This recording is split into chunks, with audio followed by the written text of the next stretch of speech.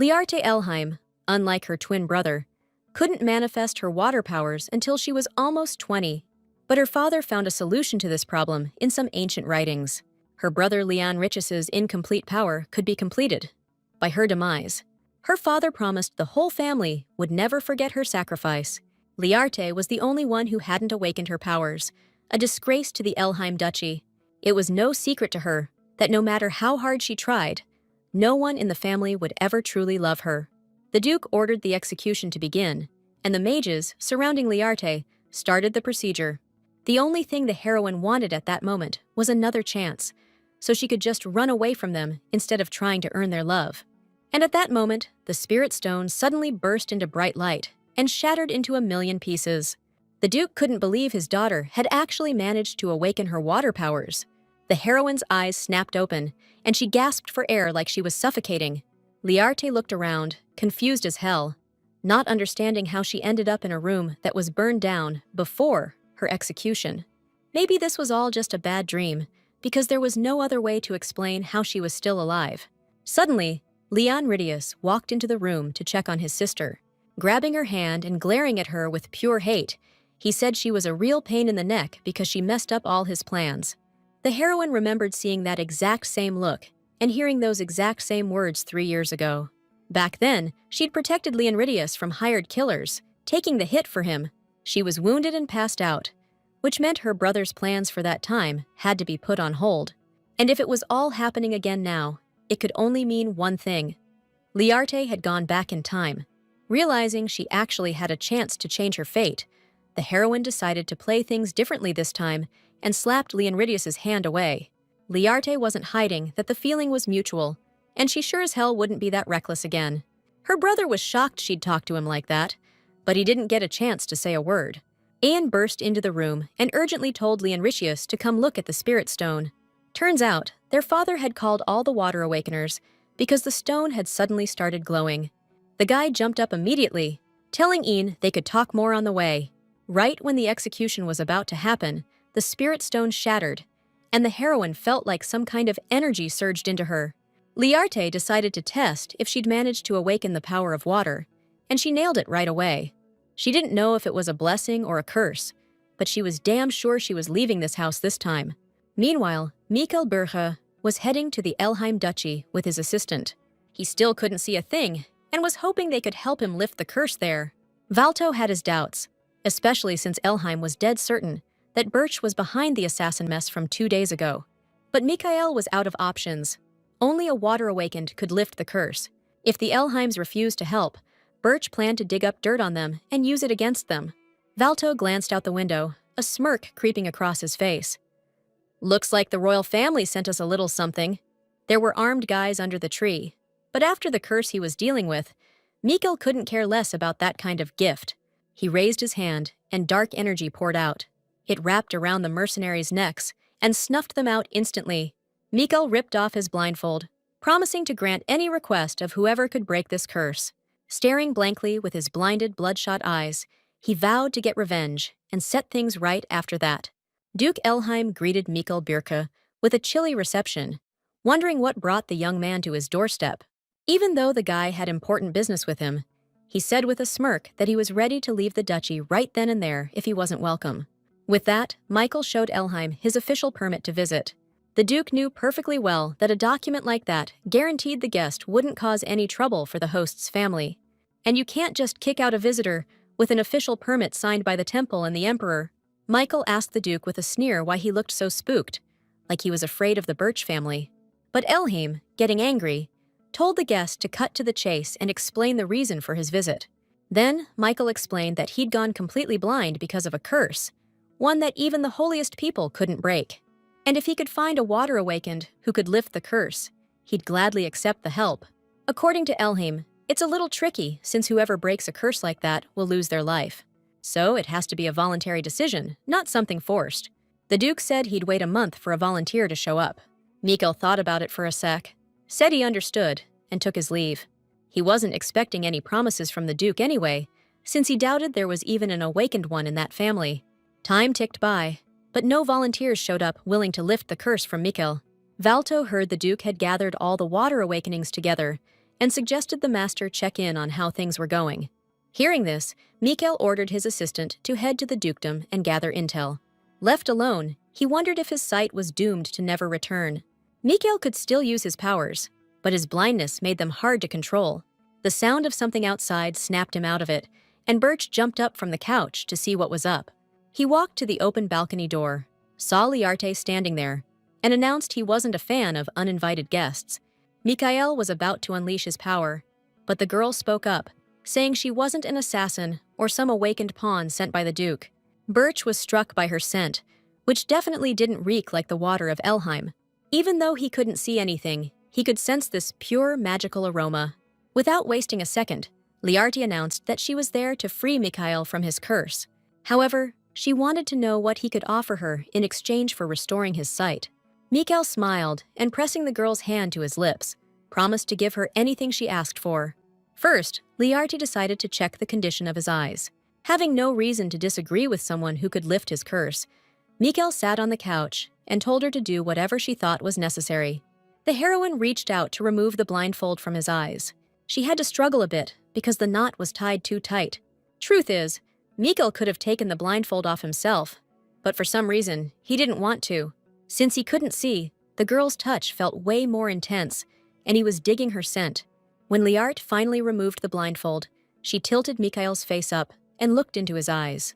The heroine recoiled, seeing a trace of dark magic in them, a little different from your average curse. It was surrounded by 7 seals that only get stronger over time.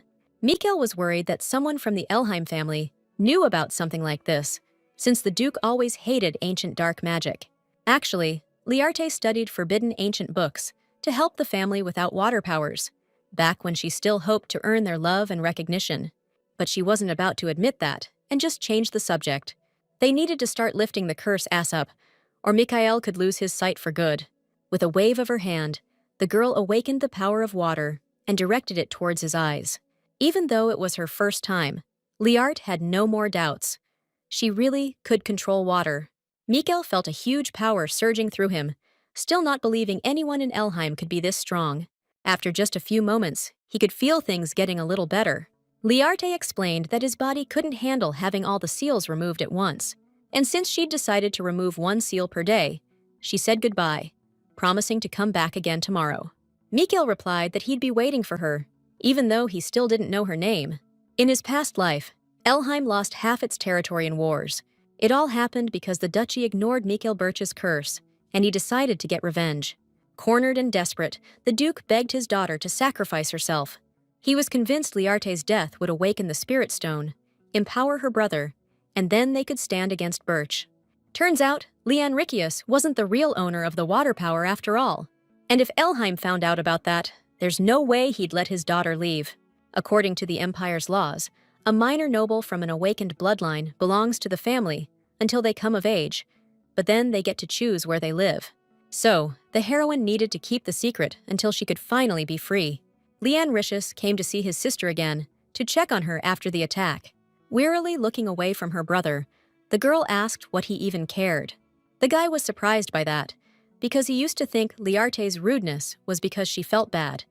But now she was clearly doing better, and she was still acting like that. Trying to keep his cool, Leanricius said that her well-being was important to him. The heroine didn't doubt that, since he couldn't properly use his abilities without her. Sighing, the guy told her to get out more and not stay cooped up in that stuffy room feeling like that. With that, he turned and left the room, lost in thought. Leanricius was trying to figure out why his sister had changed so much after she saved him from that attack. He was still standing by the door when Aenlius finally found him to tell him that the Spirit Stone's glow was getting stronger again. He took Leanricius to the temple so he could see it with his own eyes. According to Aenlius, it had all started at dawn the previous day. Leanricius reached out to the stone and found that he couldn't feel a thing. The Spirit Stone wasn't reacting to him at all. The next evening, Learte came to Birch's place again, just like she promised. When she greeted him by his first and last name, he asked her not to be so formal. He'd prefer it if she just called him by his first name. Learte just called him Mikail right off the bat, and he was blown away by how chill she was about it. He figured that kind of reaction came from either being ice cold or just crazy smart. Mikail's eyes were way better. Even a little light used to kill him, so now he could finally get that second seal removed. But then Learte noticed his hands were shaking like crazy. She covered his hand with hers, telling him not to sweat it and just trust her. Touching his face, she promised she'd get his sight back, no problem. Mikail felt how soft and gentle her hands were, so tiny they'd fit right in his. And this fragile thing was trying to calm down a guy who never even got nervous. Who would have thought Birch would hear words like that from someone like her? Since she was the first person to actually get his attention, Mikail smiled and said he trusted her. Learte channeled the power of water, and a cool, refreshing mist washed over Bircha. After finishing removing the second seal of the curse, the girl asked Mikail how he was feeling and if it had hurt. He replied that thanks to her care, everything had gone completely painlessly. Though, truth be told, that's not what's really got Mikail's attention. The heroine was afraid of hurting him, so his words made her really happy. Bircha, infamous throughout the empire, couldn't help but be amazed that she treated him like a lamb in need of protection. He really wanted to see this girl with his own eyes as soon as possible. Touching her hair, he promised once again to repay her kindness and asked if she would tell him her name when the curse was lifted. The heroine was surprised that he hadn't figured out who she was yet, but Mikail confessed that he hadn't even felt the urge to do any investigating. If someone with water powers this strong hasn't gone public yet, there's gotta be a reason. That's why Birch promised not to pry until she was ready to tell him herself. He was sure that one day she'd want to tell him everything. Touched by his kindness, Learte promised to open up to him before his eyesight was fully restored. Since Linridius let his sister move freely around the estate, the next day she decided to head to the library and look for books about water abilities. The heroine found it weird that before she was reborn, she'd only ever heard bad things about Mikail Birch. The girl wondered if her rebirth had somehow influenced that. But either way, she was happy that the odds of getting help from him had gone up. Learte walked into the library, which she hadn't been to in ages, even though she used to come pretty often.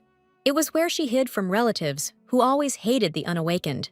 With a heavy heart, she remembered the day she stopped coming here, but she quickly shook off those thoughts. Right now, she needed to find info on treatments for Mikail.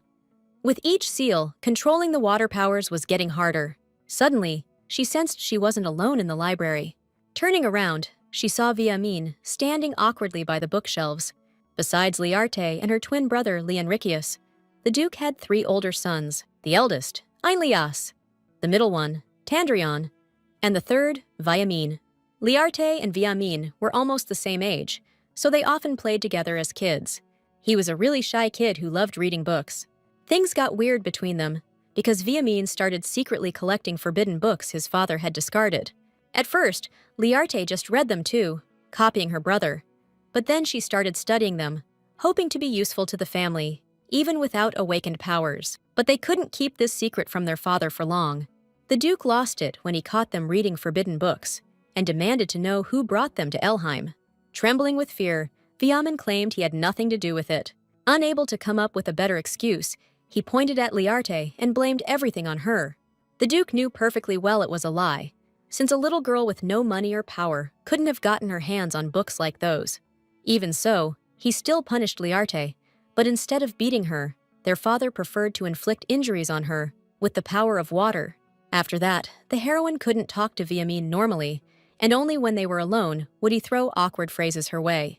He'd ask his sister how she was feeling, or about the weather, but she'd ignore his questions and run away. And now here he was, standing in front of Learte, his whole body shaking with awkwardness, asking how she was doing. Looking at him with complete composure, the heroine asked why he was greeting her with such a strange look on his face. Before I was reborn, I was terrified to even be near Viamin after that whole thing. But now, nothing. Stoked that I was even talking to him, my brother blurted out that he heard I was hurt and was super worried. I just told him I didn't have time for this, and if that was it, I had to bounce. Viamin started shaking even harder, because he had so much he wanted to say to me. Finally, he found his balls and yelled after me that he always wanted to say sorry for screwing up back in the day. And even though he said again that he was worried about me, there was no way I was buying it. Turning around to face him, I told him he was only worried about himself. All Viamin cared about was looking like the golden child in Dad's eyes. That's why he pinned the whole blame on me that day, so the Duke wouldn't think any less of him. Viamin was about to say something, but I cut him off, saying I didn't need his apologies, because I wasn't about to forgive him." Her brother tried to stop her, grabbed her arm, but she shook him off. She called him a hypocrite and told him to keep playing the perfect son. Meanwhile, Valto went back to Birch to report everything he'd managed to find out. According to his intel, the spirit stone in the Elheim residence has begun to awaken, and even though Valto didn't have proof, he risked everything to get this news, so he asked him to take his word for it. Still, he figured the boss probably wouldn't believe him and would send him back to Elheim. But to his surprise, nothing like that happened, and Mikail just thanked him for the great work. As for the spirit stone, Birch decided to send a letter to his father to get more details from him. Valto even started to suspect that the boss had completely lost it since losing his sight. He noticed Mikail was in a good mood, and he confirmed his hunch, saying the day was over and it was time for her to arrive. Valto figured they were talking about the awakened one who lifts curses. Deciding he should probably bail, the guy said he was going to go write a letter to the boss. Mikail stayed in the room, eagerly waiting for the girl to show up. After a while, he heard a rustling on the balcony and got up from the couch. Bircha, kinda bitter, said he wished he could catch a break for once, then headed straight for the armed killers. Mikail thought to himself that this didn't feel like an Elheim hit, and these guys were probably sent by whoever cursed him in the first place. Drawing his dagger, he grinned and said that this was all the weapon he needed to handle them. It would have been easier to use his powers, but then he risked attracting Elheim's attention. Gunshots would have alerted the whole building, so Mikail decided to take care of the mercs quietly. Easily deflecting their attacks, he wondered what the client's angle was. Elheim's always been tight on security, but these guys still managed to slip through. Just then, the door behind Mikail creaked open, and he heard his healer's voice. Birch jumped to the door and blocked it with his back, telling her to wait outside, because she was interrupting his cleaning. But then, listening closely, Mikail realized something was seriously off. He couldn't figure out why the assassins had suddenly stopped moving, their footsteps just frozen. Standing behind the door, Learte, knowing what was going down, used her power to freeze the mercenaries in their tracks. The heroine asked Mikail if he was all right, and he reminded her that he told her to stay outside. But she knew he was in danger, and she couldn't just stand by and do nothing. Entering the room, she noticed the cut on Mikail's cheek, and gently touching it, promised to heal him up once everything was settled. Birch blushed, realizing that even with the smell of blood in the air, this girl was worried about him. She kept blowing his mind with her moves, and it was making his heart race. Now, thanks to her help, dealing with these assassins was way easier. Stepping forward, Mikail told Learte to stand back, ready to wipe out the mercenaries. But then their petrified bodies suddenly started cracking and crumbling. All the assassins turned to dust in a heartbeat, right at Mikail's feet, and he asked the girl if she did it. But she was just as surprised, because she hadn't even used her powers. Leaning over the pile, Learte first thought it was some kind of curse too. But regular spells leave symbols behind, and there were none here, so she figured it could be ancient magic. Since he couldn't sense any more magical energy from the remains, Mikail knew they weren't a threat anymore. He thanked her for her help and decided to send the knights to investigate what the heck just happened. With the problem handled, Learte moved on to removing another seal from his curse. Only 5 procedures left, and Mikail wished time would just freeze. Crown Prince Lucas Franz wearily glanced at the mercenaries' remains and ordered them dumped, not even surprised they couldn't hold their own. He didn't need the puppets sent to Elheim anymore, so he told them to forget about them. What the prince needed was for Birch and the Elheims to start suspecting each other. The aide agreed with His Highness, but the problem was, nothing was known about Mikail's situation at the Duke's estate. Lucas wondered if it was possible those two had suddenly become allies. However, the aide saw no reason to worry, because he was sure that even Elheim couldn't lift such an ancient curse. The prince himself understood that only one person, Linricius, was capable of that. He ordered the aide to urgently find a reason and send Elheim a letter demanding a visit to the duchy. Meanwhile, the Duke called his sons together to discuss the state of the Spirit Stone. Aenlius told his father that the stone was emitting a bright blue glow and that it was beating like a heart, saying the awakening was close. And although he was sure all this had happened thanks to Leanricius, the guy just kept his head down and didn't say a word. Lost in thought about how Learte hadn't been paying him any attention lately, Leon didn't even hear his father talking to him. When the Duke finally got his attention, he announced that since he was coming of age soon, they needed to find him a wife. Aenlius suggested his brother take a look at a letter from the crown prince, who wanted to visit the duchy. He said that during this visit, they could discuss the matter of his brother's engagement to Princess Ninian. Leanne couldn't have cared less who his wife was, so he had no objections to Princess Ninian as a candidate. It had been clear since early childhood that Ninian liked him, and she was always pretty easy to get along with. But Leanne thoughts kept drifting back to his sister, who, unlike the princess, was anything but easy. Learte's changed, become like a stranger, and she's really pulling away from him. The guy just couldn't figure out where he screwed up. Since Leanne didn't object to the engagement with the princess, all that was left was to set a date for His Highness's visit. And since there was a welcome event for Mikail coming up soon, the Duke suggested inviting the prince on that very day. He decided to throw a huge banquet at night and hold a hunting competition during the day. Time passed, and the heroine continued to remove the seals of the curse from Mikail eyes, and there were only 2 left. This time, the procedure turned out to be much harder, and the girl asked for more time. Mikail didn't mind and told her not to rush. The day before, he told Valto that the curse was really being lifted, and he could already see shapes and distinguish colors. Hearing this, the assistant saw no problem with his master participating in the hunting competition. Still, the Duke didn't know Mikail's sight was returning, and holding a hunting competition to welcome a blind guy felt off. Birch, though, was sure he'd crush Elheim someday, so he decided to just treat everything like a game. A massive blast of water magic slammed right into Mikail's face. He blinked his eyes open and suddenly realized he could see way more clearly. Birch could make out the girl's features as she self-consciously fixed her hair, asking if he could see her. Mikail couldn't say a word, just stared silently at Learte. Feeling himself blush, Birch turned away so the girl wouldn't notice his embarrassment. Unsure if she'd lifted the curse, the heroine asked Mikail if he was all right. Still looking away and hiding his face, he replied that he felt much better now. Realizing how ridiculous he looked acting so flustered, Mikail told himself to get a grip. Grinning at the girl, he confessed he was happy she was the first person he saw. Taking her hand, Mikail thanked Learte for restoring the heir of Birch's sight. He promised his whole family would remember her as their savior and never forget what she did. Mikail kissed the heroine's hand and added that he was sure she could break the final seal too. When they first met, Birch promised to grant the girl any wish, so now he wanted her to tell him what she wanted in return for her help. Truthfully, the heroine wanted to avoid repeating the regrets she'd suffered in her past life. Doing that alone would be tough, but with Mikail's help, it was possible. So the heroine declared her name was Duke Elheim, and she was a disgrace to the duchy. The girl explained she was born unawakened, and therefore considered inadequate. So, the only thing she wanted was to get the hell out of the Elheim dukedom, and she needed Mikail's help to do it. After listening to Learte, Birch smiled and said she had a beautiful name.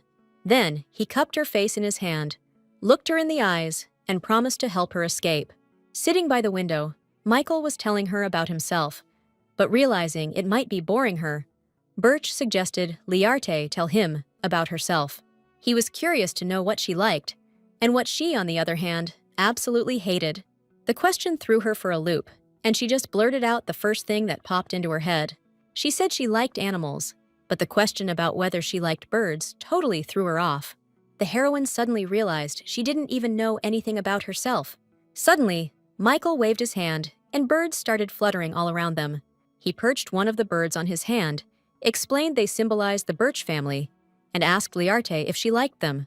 The girl smiled and admitted she really did like them a lot. The tension eased, and Mikail asked when she wanted to leave Elheim, saying he was ready to bolt right now. But Learte explained that, according to imperial law, she couldn't leave the duchy until she came of age, or she'd be arrested. If they weren't careful, the whole empire could turn against the Birch family, and she told Mikail not to look at her, like he didn't see a problem with that. Mikail was planning to ditch this place right after the hunting competition, and he didn't want to leave Learte here. So, they agreed to escape the duchy on the very day she came of age. Back in Elheim, Tandrion found that absolutely nothing had changed. Aenlius met him at the doorstep, making sure to mention that his brother was late. Greeting him with a smirk, Tandrion asked how the Spirit Stone was doing.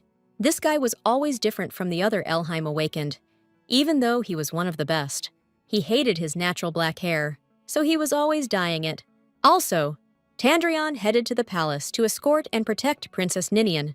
Aenlias curtly told his brother the Spirit Stone was where it always was.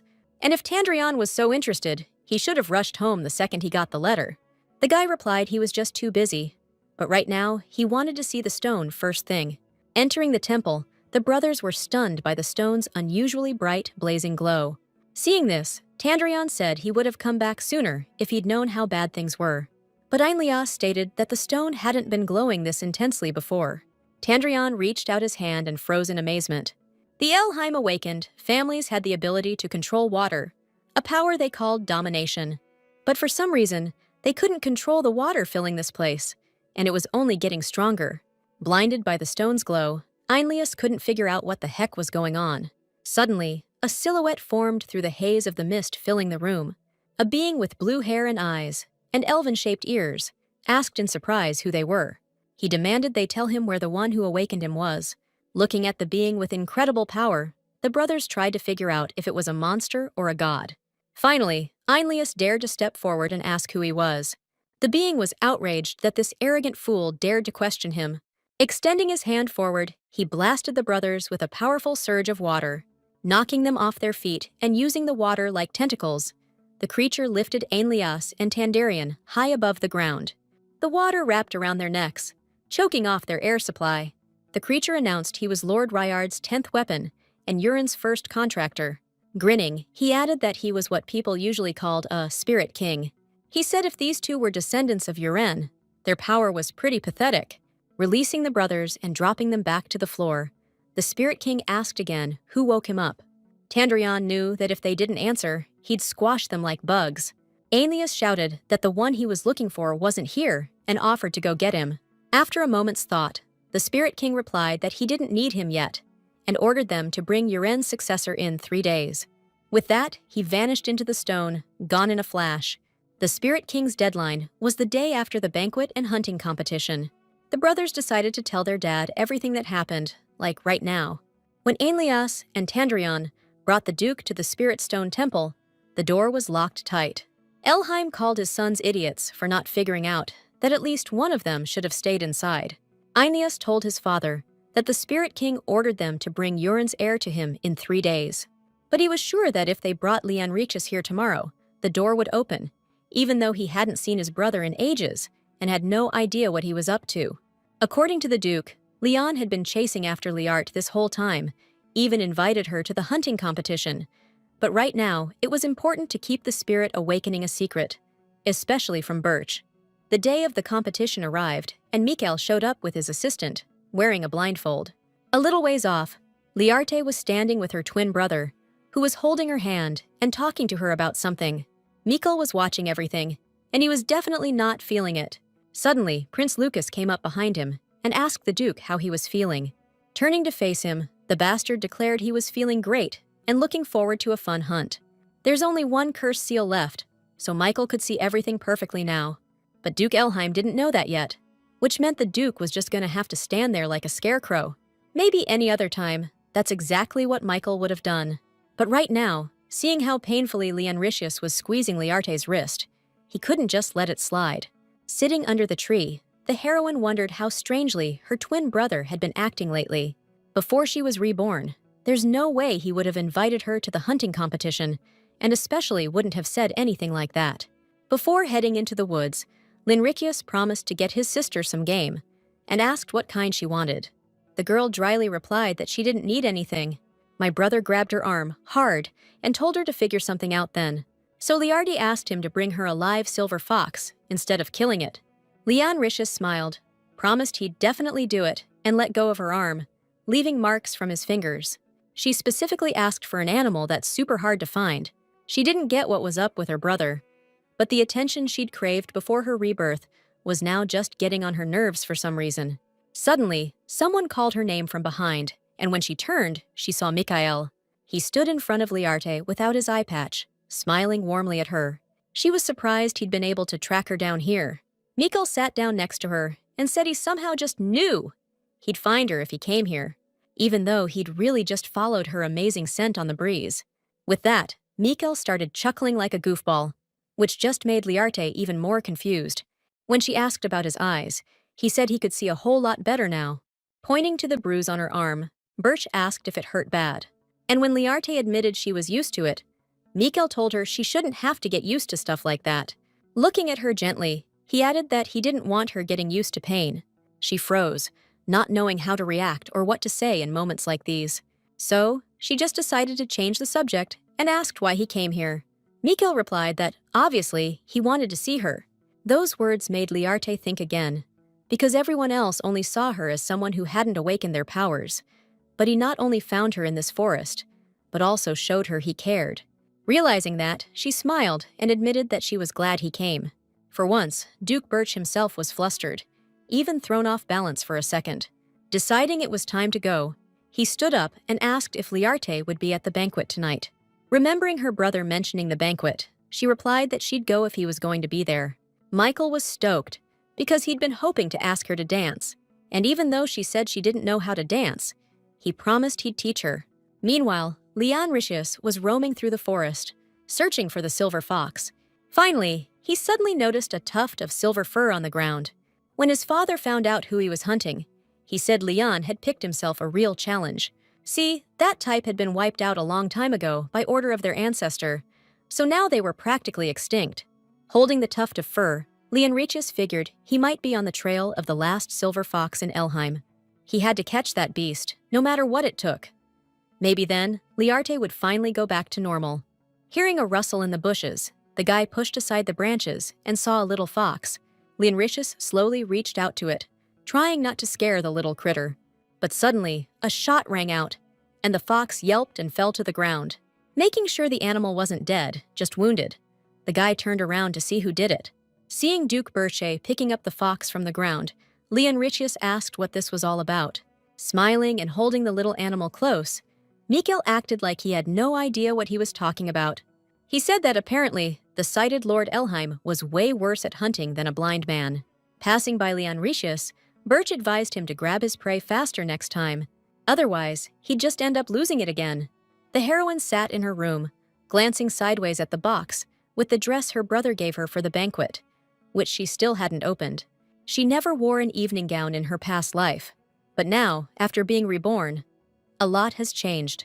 Learte didn't understand why the future had changed, because there was no banquet or prince's visit in that life. Finally opening the box, the girl found a beautiful outfit inside. Turning to the mirror, she saw her untrimmed hair and old worn dress reflected back at her. Surprisingly, before her rebirth, Learte had absolutely no attachment to life. But now, for her own sake, she was determined to become the author of her own life. The evening after the hunting competition arrived, and an imperial carriage entered the grounds of the Duke's estate. Stepping out, Princess Ninian happily waved to Leanricius, whom she hadn't seen in a long time. Elheim greeted Her Highness and took her arm. Afterwards, Leanricius gave a special shout-out to Crown Prince Lucas Franz for attending. As Ninian entered the ballroom arm in arm with Elheim, her other brothers came over to greet the princess. Seeing Tandrion in a formal suit, she burst out laughing and said it just wasn't his thing. Meanwhile, Aenlias approached the prince to thank him for coming, and Lucas thanked him in return for the gift. Lucas asked Elheim how the day's hunting competition went. Aenlias replied with a sort of strained smile that everything went off without a hitch. From his expression, the crown prince knew something had gone down at the competition. Lucas quickly scanned the crowd to find Mikail Birche. He spotted the guy standing a bit away, and seeing the bandage still on the Duke's eyes, confirmed the curse was still in effect. When Ninian asked what he was thinking about, the prince joked that he thought Leon was too good to be betrothed. The princess whispered to her brother that young Elheim seemed a little down today. Ninian asked Leanricius if his sister was coming to the banquet, because she wanted to be friends, but he immediately got all gloomy. The prince knew that was exactly why Duke Elheim didn't like his daughter, because she looked so much like the heir, but never awakened. But his innocent and naive sister didn't suspect any of it. Suddenly, the hall got way too noisy for some reason, and all the guests turned their heads, jaws dropped, in the same direction. Aenlias turned around too, to see what was going on. Turns out, all the aristocrats were staring at Learte, who was coming down the stairs in a fancy ball gown. Not just her brothers, but Duke Elheim himself saw his late wife and his daughter. Ninian couldn't hide how amazed she was, because the girl looked so unbelievably stunning that she didn't even recognize her at first. Viamin saw his sister in a dress like that for the first time, and couldn't take his eyes off her. Tandrion thought his sister's perfect posture and manners made her seem like the ideal aristocrat. Leonritius silently watched the girl, who since childhood had desperately hidden the fact that she hadn't awakened her powers. She always craved love from her family, even when they treated her badly. But the more she tried to fit in, the more it annoyed Leonritius, and the colder he became. But now, for some reason, Learte herself was giving him a piercing, icy stare. Trying to change things, even just a little, Leonritius approached his sister and asked her to dance.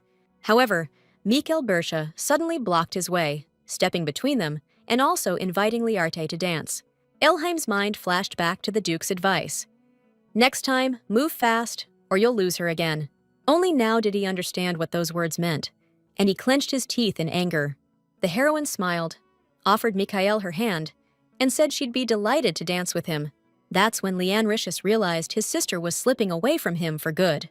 As he twirled the girl around the dance floor, Mikail noticed how stunning she looked tonight, and she returned the compliment.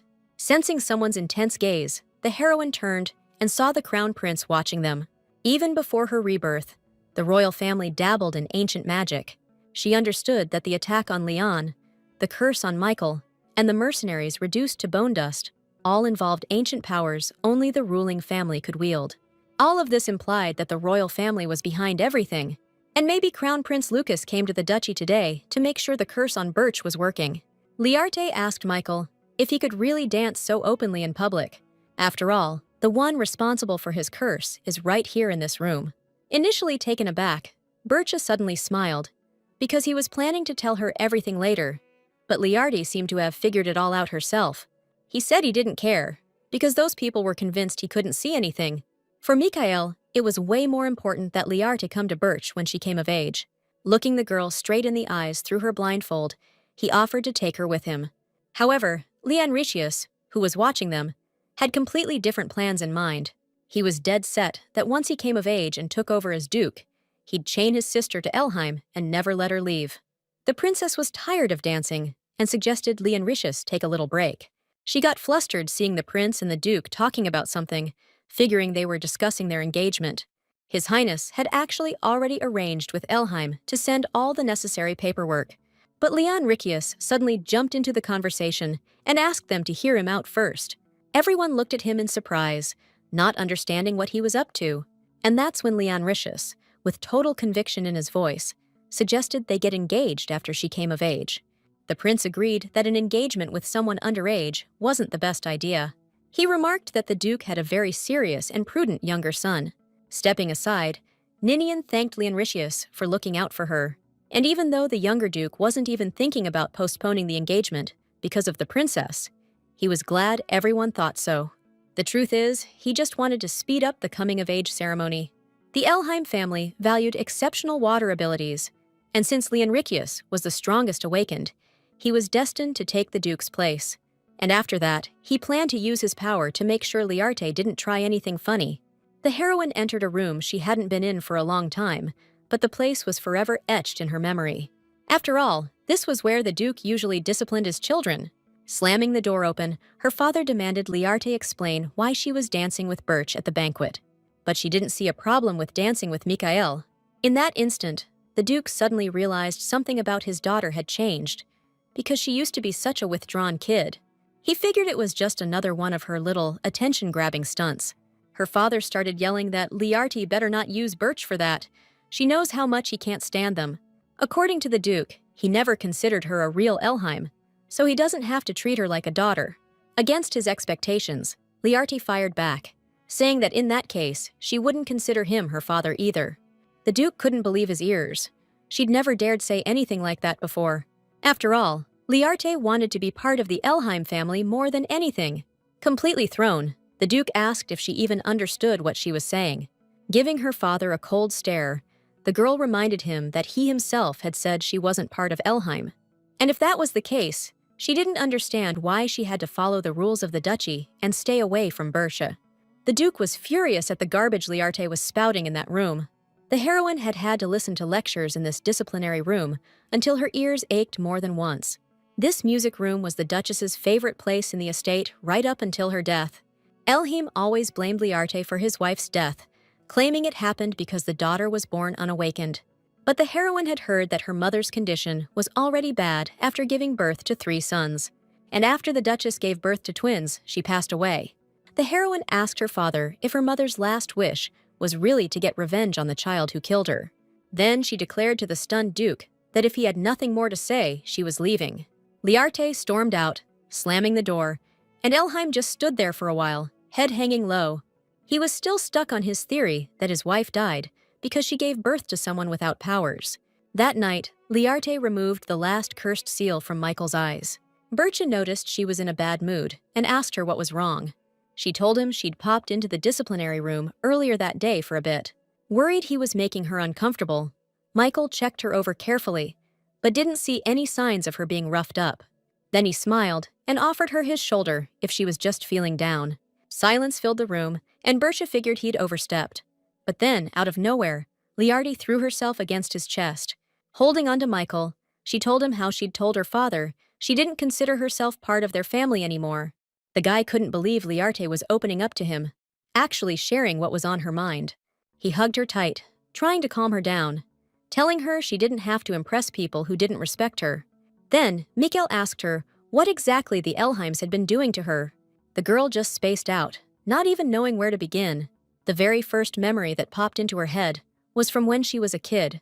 She'd blacked out, and when she woke up, she was near a cabin in the mountains. It was snowing, freezing cold, and she was completely alone. Since there was food in the cabin, Learte figured they just wanted to hide her away, not kill her. After a long time, the Elheims took her back, but only to use her as a tool for Leonricius's powers. If it wasn't for that, they probably would have just left her in that cabin, which honestly might have been better, because Learte was constantly getting punished, and living with the constant taunts, anger, and indifference was rough. Still, she always tried her hardest to earn their love and be part of the family, even though they were just using her. But now, Learte couldn't care less about anything related to the Elheim family. After listening to her, Mikail suddenly pulled her close and gave her a tight hug. He promised he'd definitely help her escape from the Elheim duchy. The heroine thanked Mikail and hugged him even tighter. Suddenly, Birch asked what she wanted to do once she got away from here. The girl shyly admitted that she wanted to see the ocean, since she'd always dreamed about it. Mikail was amused by such an innocent wish and playfully pinched her cheeks. Smiling, he declared that Learte would definitely see the sea, and swore on the name of Birch that he'd come to get her on her coming-of-age day. The day to meet the Spirit King arrived, and the Duke, along with his sons, approached the door of the sacred room. The door was unlocked this time, and everyone rushed inside, eager to see what was next. When the Duke first heard about the awakening of the Spirit King, he couldn't even fathom the extent of his power. But now, he'd witnessed the unbelievable force of water with his own eyes.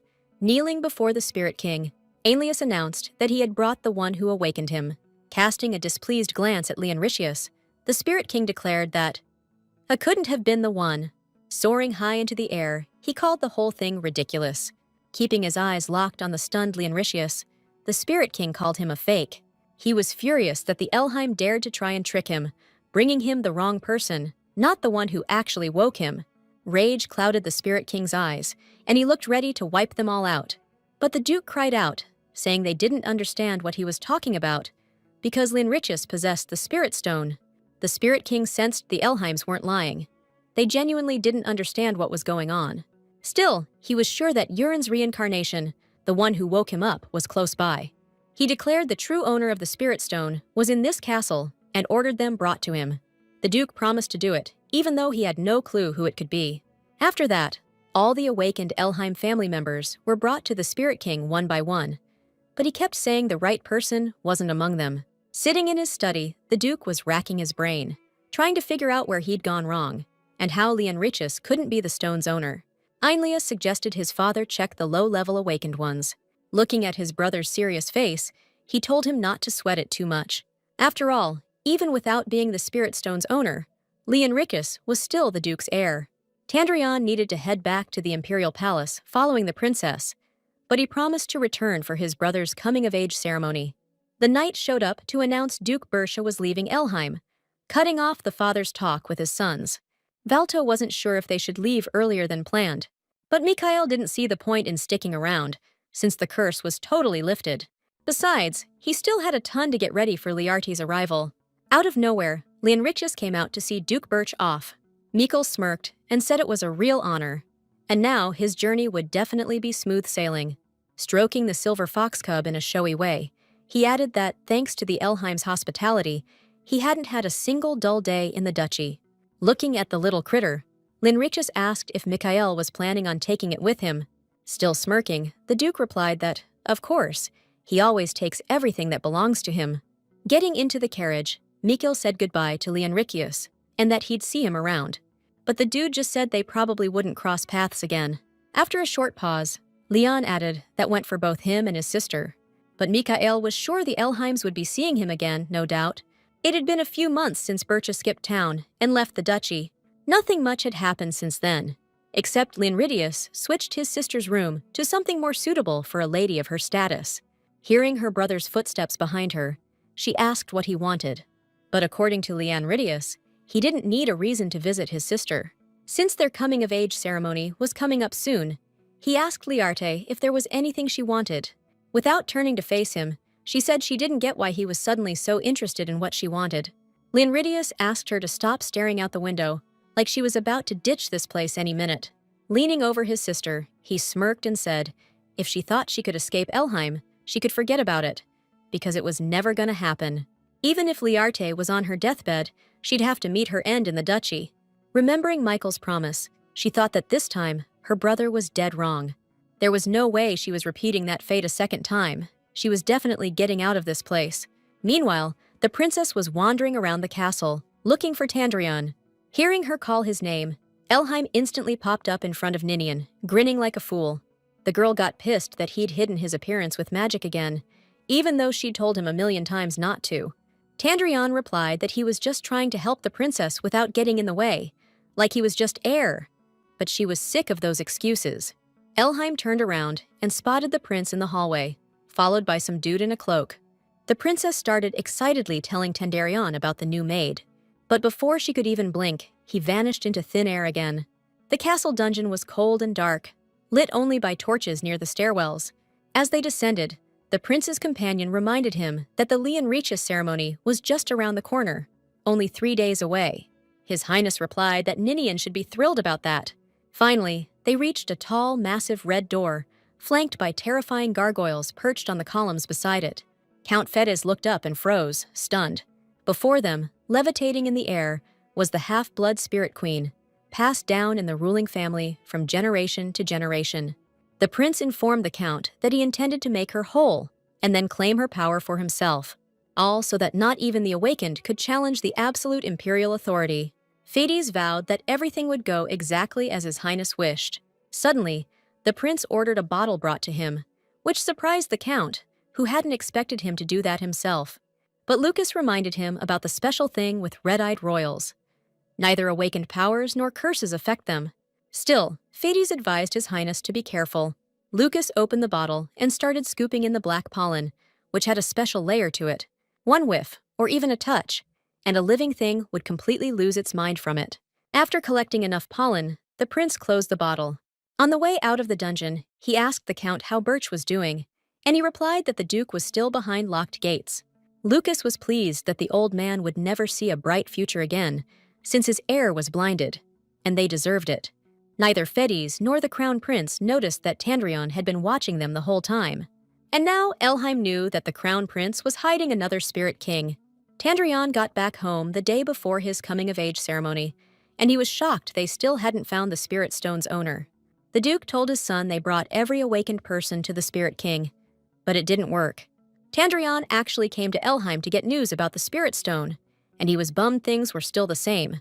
The imperial family's spirit queen's power was nothing compared to the water spirits, but they still had to keep an eye on them. Suddenly, Leonricius asked his father what he planned to do when Learte came of age.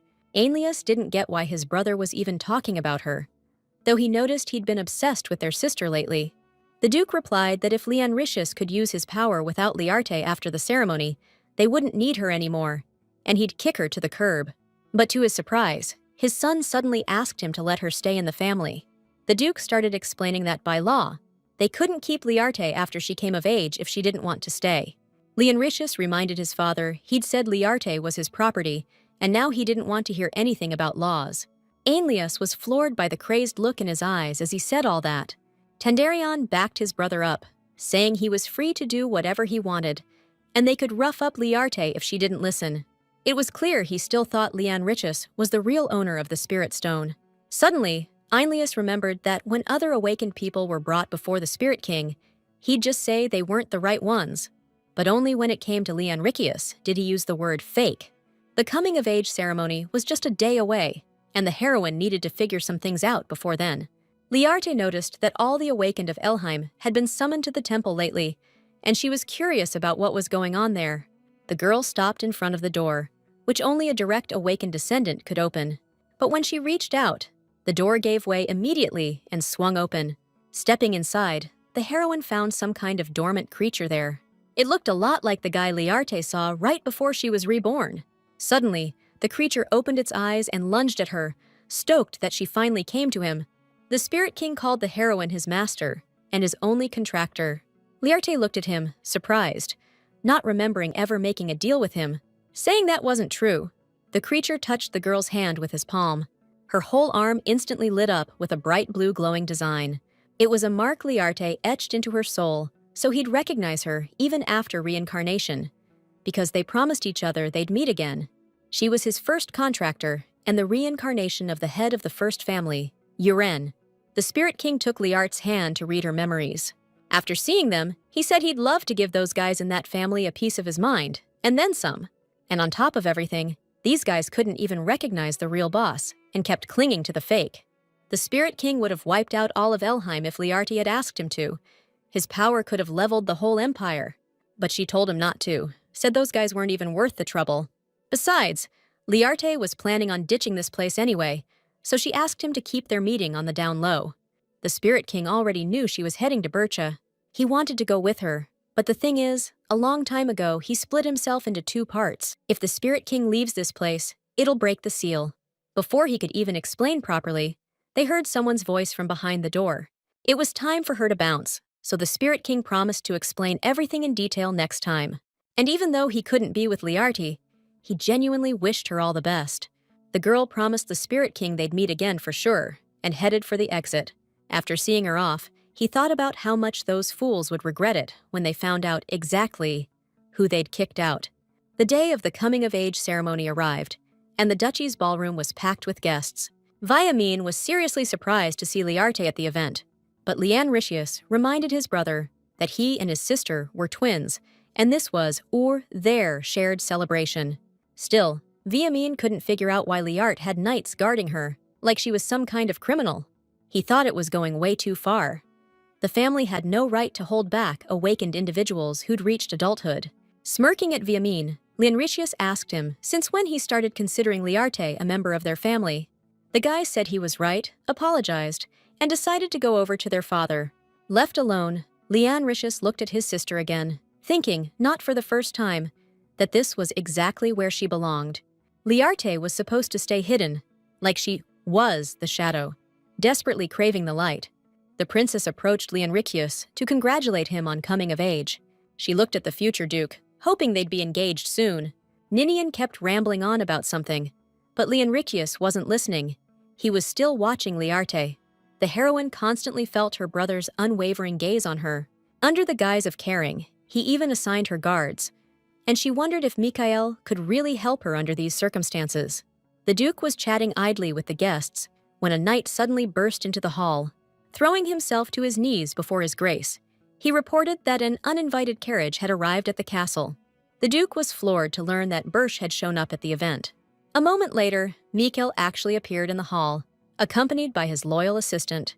Grinning, he said he was stoked he made it before the ceremony wrapped up. The prince was totally floored to see Birch without the blindfold.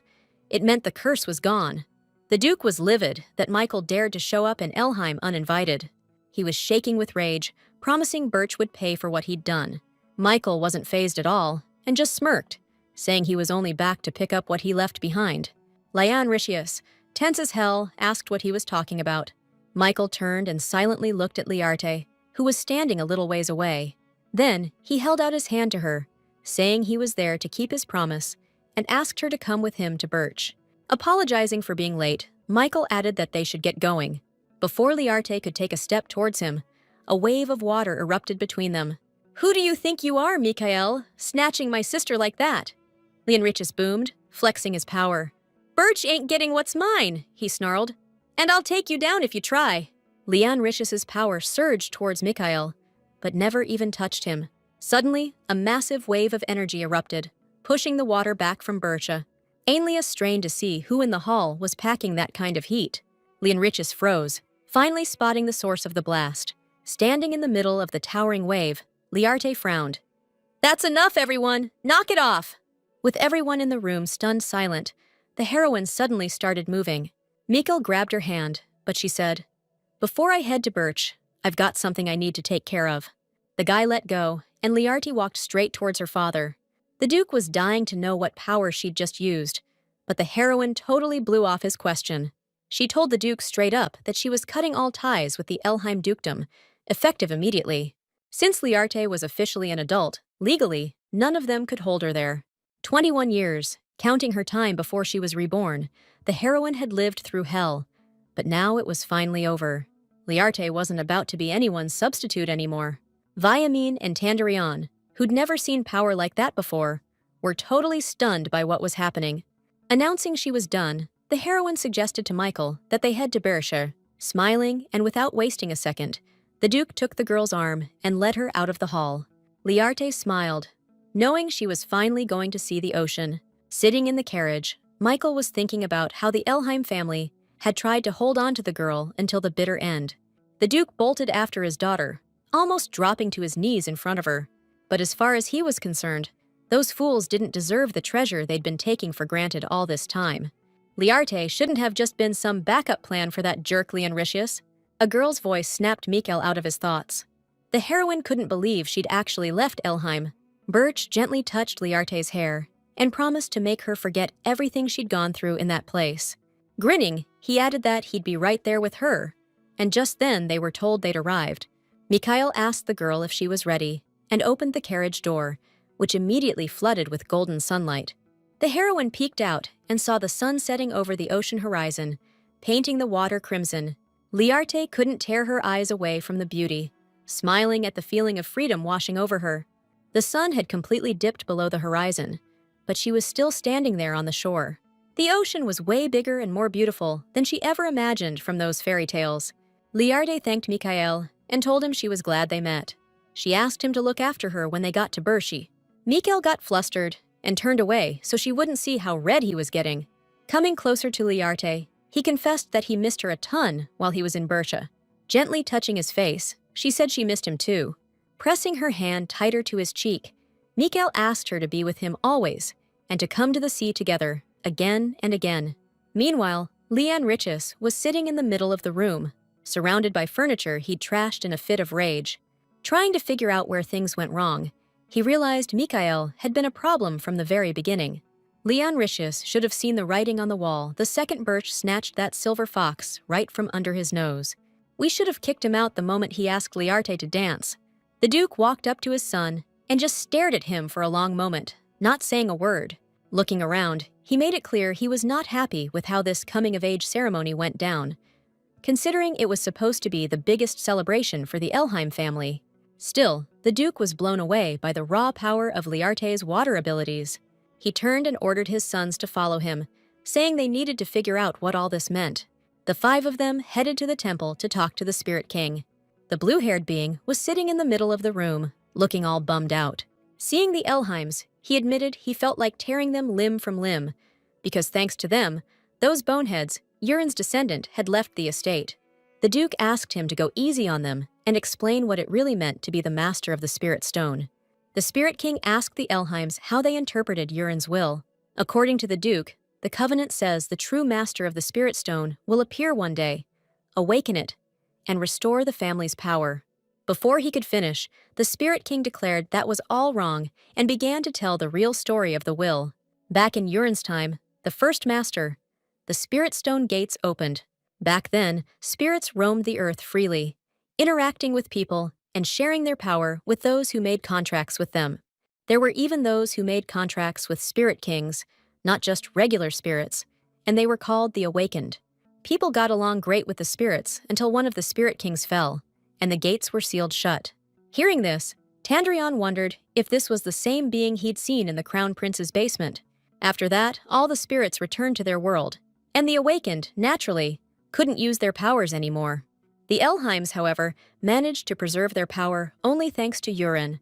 Urin, the eldest of the family, was a little off her rocker and couldn't become a spirit master even after coming of age, just like Learte, who the whole family hated so much. The Spirit King smirked, looking at the Duke's shocked face. He asked how they all felt now that the true mistress of the Spirit Stone, the one they'd been waiting for, had left them. After all, they all called her a fake, when all along someone else was the phony. Pointing at Leanne Ricious, the Spirit King suddenly declared that even in the womb, he'd completely drained her of all her life force. The Duke turned to his son, and horror was etched on his face. On top of everything else, the Spirit King accused Leanne Ricious of continuing to live happily after birth, this time leeching off his sister's power. Furthermore, the Spirit King stated that without Learte, he wouldn't share any water power with them. For a moment, absolute silence reigned in the temple. And then, the silence was shattered by the wild, insane laughter of Duke Elheim. He couldn't keep his feet, just collapsed on the floor, whining about how he had to get Learte back. Dawn had already broken when Mikail's carriage finally rolled up to Birsha. She was asleep on the Duke's shoulder when he woke her to tell her they'd arrived. The girl peeked out the window and saw a huge, gorgeous estate. Helping Learte down from the carriage, Mikail admitted he hadn't told her something, but he didn't get a chance to finish, because Duke Carmen Bircha came running to greet them. The guy grinned and said he'd been dying of anticipation, waiting to finally welcome their benefactor. Mikail whispered an apology for not warning Learte that his dad was super eager to meet her. She bowed and thanked Duke Birch for welcoming her. Mikail put his arm around her shoulder and told her to chill out and not be so uptight. The Duke backed up his son, saying they were the ones who should be looking after Learte and showing her their gratitude. He took the girl's hand and pressed his lips to the back of it. Carmen thanked her for restoring the sight of Birch's only heir. But Learte replied that Mikail had also been a huge help to her in return. They looked at each other, and a warm smile spread across their faces. The Duke didn't miss that glance, and he smiled too. After that, Carmen suggested they head inside the estate, since it had been a long journey, and he had something special prepared for Learte. The heroine was blown away by how lavish the room prepared for her was. She looked around, trying to figure out what the Duke meant when he said Learte would understand everything once she entered her bedroom. Suddenly, there was a knock at the door, and a woman's voice from the other side said that Mr. Carmen had sent her. The door swung open, and in walked Marilyn, a maid assigned specifically to attend to the guest. Our girl recognized her instantly. In her past life, when Birch attacked the kingdom of Elheim, this woman single-handedly took out hundreds of soldiers. Learte was certain it was her, and couldn't figure out why they'd assign a stone-cold killer to her. Marilyn asked her not to judge too harshly, since her maid skills might be a little lacking. But she could protect her mistress like no one else, and that's exactly why the Duke sent her to Learte. Hearing that, our heroine smiled and asked Marilyn to take good care of her. First, the girl offered to help her mistress change, and then escort her to the garden. Mikail was sipping tea with his father in the sun-drenched garden, eagerly awaiting Learte's arrival. After a while, the girl finally joined them, apologizing for being late. Since Mikail didn't know exactly what she liked, he told the chef to prepare a ton of different desserts. But for some reason, Learte looked bummed out, and he figured none of the pastries hit the spot. Both Birch father and son were floored when she admitted she'd just never seen food like that before and didn't know how to eat it. The girl smiled and just asked them to show her how it's done. Mikail looked at her with pity, but quickly pulled himself together. He smiled back and promised he'd definitely teach her everything, little by little. Stabbing a piece of cake with his fork, Mikail explained it was a light and sweet sponge cake and held it out to Learte. At first, she cautiously and carefully tasted the first bite, but her eyes suddenly lit up from the amazing flavor. Carmen and her son were happy that the girl liked the treat. Tea time came to an end, and Learte had fully enjoyed the desserts she had never eaten before. The girl didn't even realize how fast time flew by. She was heading back to her room, lost in pleasant thoughts, when suddenly a loud roar echoed from behind. When Learte turned around, the hallway was already silent, and at first, she thought she'd imagined it. But a moment later, the roar came again, and the heroine was sure she hadn't been mistaken. Noticing that her mistress had gone pale, Marilyn asked if she was all right. Learte replied that she'd heard the roar of a beast and was surprised the maid hadn't heard it. But Marilyn insisted she hadn't heard anything, and besides, they didn't keep any animals in the duchy. Stating that it was late, she asked her mistress to return to her room. Meanwhile, Carmen, sitting in his study, was reading a letter filled with demands. The aristocrats, led by the Elheims, who had lost the strongest awakened of all time, were demanding Learte be returned to them. The Duke asked his assistant, Aleph, how he should interpret the Crown Prince's interference in this matter, and crumpled the letter in his hand. The guy mentioned the Crown Prince wants Birch's downfall, and he's the type who'd marry just to get a powerful awakened on his side. But Carmen thought the prince wanting to marry Learte was totally out of line. That girl never got treated right back in the duchy, and she finally broke free and saw the light. Even if she wasn't a benefactor to the Birch family, they'd never let her go back to that hellhole. The Duke tossed the letter in the trash and told Aleph not to bring him that kind of mail again. Plus, Carmen said to tell whoever sent it that he'd personally make sure they couldn't write anything like that ever again. Lying in bed, she was thinking how her coming to Birch felt like some kind of dream. There was so much stuff around her that she never would have experienced if she hadn't come. Now she finally understood what the maid had said earlier. To Marilyn, Birch was like an angel with a warm heart and a total lifesaver all rolled into one. The girl was sure the duchy would be just as good for the lady. Marilyn was once kidnapped by a group of assassins and lost her chance at a normal life. If Birch hadn't wiped out that group, she'd still be stuck in that awful existence. Marilyn smiled at Learte and said she'd live a normal life here too. She was definitely happy to be able to relax in Birch. I mean, in her past life, she was taking out even royalty, no holds barred. The main character wondered what could have changed Marilyn so much, and how to stop it. Something big must have happened to make the people of Birch lose their minds. Suddenly, the roar Learte heard in the hallway echoed again, and she jumped up. Certain she hadn't imagined it, she went to the window. She was dead set on figuring out where that noise was coming from. When Learte stepped out of her room, she bumped into a knight right at the door. After learning that the lady couldn't sleep and had come out for a stroll, he offered to escort her, but she told him everything was fine, and he could go back to guarding the castle. Still, the knight insisted on accompanying her, since Learte wasn't familiar with the estate yet. Not wanting to argue anymore, she agreed, and they set off for a walk around the grounds. She headed in the direction where she thought that weird growling sound was coming from. The sound came again, and Learte realized it was coming from the tower of a small building. She immediately rushed over there, despite the knight trying to stop her and asking her not to go so far. The girl had just touched the door when someone called her name from behind. Learte turned around and saw Duke Carmen standing right there. A little later, they were walking together, but her head was spinning with all kinds of thoughts. There was a small building behind the main mansion, and the Duke was clearly up to something there. Carmen didn't miss the girl's pensive expression. He smiled and asked if she wanted to know what he'd been doing. Since Learte doubted he'd give her a straight answer, the Duke said he'd give her something else instead. Carmen reached into his pocket, pulled out a piece of candy, and held it out to her. He explained it was chocolate, like the kind she'd had earlier, and asked her to try it. As Learte took the candy and thanked him, the Duke asked why she was outside so late. The heroine hesitated, wondering if she should tell him the truth. But if Marilyn said she didn't hear any roaring, it was pretty obvious the Duke would say the same. Still, this was a perfect chance to get closer to Carmen, so Learte just said she couldn't sleep. She asked if His Grace had performed ceremonies in that house before, and the Duke said he had. Turning to her, he smirked and said he wouldn't spill all the beans, even if she kept staring at him like that. Then, Carmen snapped his fingers, and a knight instantly appeared beside them. He told him to escort the lady to her room, since it was getting super late. Learte couldn't shake the feeling that the Duke was deliberately trying to get rid of her.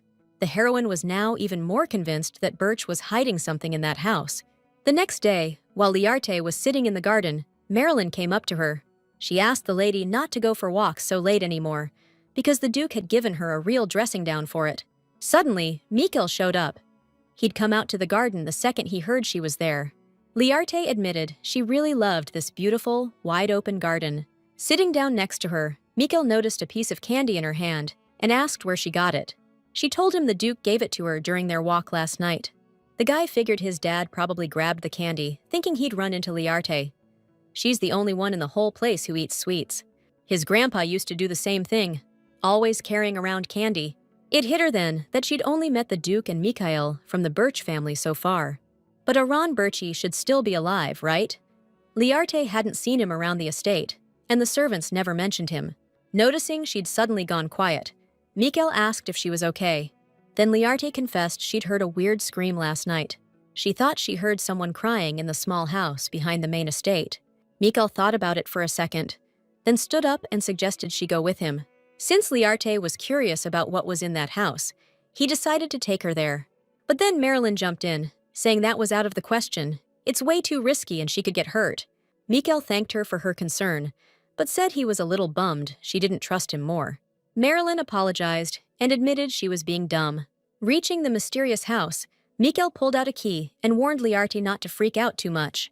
He told her to stick close to him no matter what happened inside. As soon as they stepped inside, she could feel how freezing it was. She started shivering, and Mikail, putting his arm around her shoulder, told her she had nothing to worry about. Learte spun around and suddenly saw a chair in the middle of the room with a bound man sitting in it. Mikail told her to say hello to his grandfather, Aron Birche. She was stunned, not understanding what could have happened to make them keep the head of the family like this. Then, Mikail explained that his grandfather had lost his mind, even though he was perfectly fine just a few years ago. The family didn't know why it happened or how to fix it, so the Duke ordered him locked up. Learte walked up to the old man and started staring intently at his face. The man had red pupils and fangs like a wild animal. She froze because she recognized those symptoms. At the start of the First War declared by the Birches, the royal family and the Elheims were sure they'd win. But as soon as the fighting started, they got completely wrecked. During the war, everyone feared Mikail Birche, who they called the battlefield demon. And just when everyone was freaking out, totally clueless how to stop him, the Crown Prince came up with a plan. He decided to use magic pollen against Birch, the kind that drives you absolutely bonkers if you inhale it. This poison could turn a person into a total wild animal. But back then, the Crown Prince couldn't get the pollen on Mikail, and soon after, it turned out that the Awakened could actually flush that poison out of their system. In the heroine's past life, Prince Lucas Franz was the only one who possessed that kind of pollen. So what happened to Aron Birch? It was definitely His Highness's doing. Suddenly, the old guy yanked at his chains and with a wild roar, lunged toward Learte. The heroine instinctively took a step back and instantly found herself in Mikail's arms. A young guy named Franz, who came running in at that moment, apologized to the young master for leaving his post. He explained that they had gone scouting and returned as soon as they heard the scream. Once they were sure everything was cool, the guys noticed the boss wasn't alone. Mikail told them not to stare so hard at Learte and to introduce themselves first. Hans and Andre met the lady and said they were Aron Birch's assistants. They explained that the old man saved them and Marilyn, and after what happened to him, they couldn't just ditch him. Mikail asked Learte if she was all right, because she didn't look too good. The heroine smiled and admitted she was just a little spooked. But really, she was trying to figure out exactly how the Crown Prince could have poisoned Aron. He could only do it through someone the old man trusted, which meant one of these two could be a mole. Meanwhile, Lucas Franz was wondering why Learte was the awakened one. If he'd known that before, he would have flipped her to the royal family. Now she's with Birch, and all his work with that curse on Mikail's eyes just went down the drain. Just then, the prince was informed he had a visitor, and Lucas blew a gasket, wondering what moron would show up without an appointment. Entering the hall, Carmen Birch smirked and announced that he was that moron. Instead of a greeting, Lucas sniped that the Duke had finally gotten his act together, apparently becoming even more arrogant now that he'd nabbed himself an awakened one. Carmen smiled, replying that His Highness must be losing his mind because of it. But Lucas Franz warned him that he wasn't going to put up with that kind of insolence. Birche, in turn, warned that he wouldn't just sit back if they kept sending him letters begging him to release the girl. With those words, he gripped the hand of Count Fides, who was standing next to him, tightly. The Duke declared that next time, he wouldn't stop at just breaking the hand that sent those letters. So Carmen strongly advised the prince not to push him to do something even worse. Lucas was outraged that Birch dared to threaten him. The Duke replied he wouldn't dare threaten His Highness. It was just a request for a favor. Carmen, hoping letters like that wouldn't reach Birch again, bowed and left. Once the Duke was gone, Lucas told the Count, who was shaking in pain, that they had to teach that cocky jerk a lesson. The Crown Prince told Fides to order their guys to make Aaron Birch pay. Big time. Watching the maid tidy up her room, the heroine mulled over everything she'd learned the night before. Hans and Andre said the master saved them and Marilyn, so they couldn't abandon him now. Aaron couldn't inhale the black pollen on his own, and only people above suspicion were near him, so one of those three must be responsible. Marilyn noticed that the mistress hadn't been herself since returning from that house. Even though the maid seemed worried, Learte quickly assured her that everything was fine. After thinking for a bit, the heroine asked Marilyn to arrange a meeting with Master Carmen. Meanwhile, the Duke, back from the palace, headed straight to the house where the family was keeping the head of the family locked up. Pointing a gun at his father, he apologized, saying it had gone on too long, and it was time to end this. Carmen pressed the pistol barrel to Aaron's forehead, who snarled like an animal. Not a trace of his former nobility or wisdom remained on his face. The old man squeezed his eyes shut, and the Duke's hand trembled as he pulled the trigger. Hearing footsteps behind him, Carmen once again couldn't bring himself to kill his own father and lowered the weapon. Turning around, he said with a smile that today was clearly not the day, since they had a guest to meet. Learte entered the room, and horror was etched on her face at what she saw. Greeting the Duke, the girl confessed that Marilyn wouldn't let her come here, but she needed to report something important, so she had to break the rule. Carmen imagined how difficult it must have been for the maid, since he really didn't allow anyone to come here in his presence. He even kicked out Hans and Andre, and those guys were always glued to Iran's side. The heroine apologized, but she had to tell the Duke something before it was too late. Getting right up in Carmen's face, she declared she could cure his father's condition. Even though the Duke couldn't believe it was possible, Learte asked him to trust her. Getting his okay, the girl went to Aaron, who was now rattling his chains like a maniac.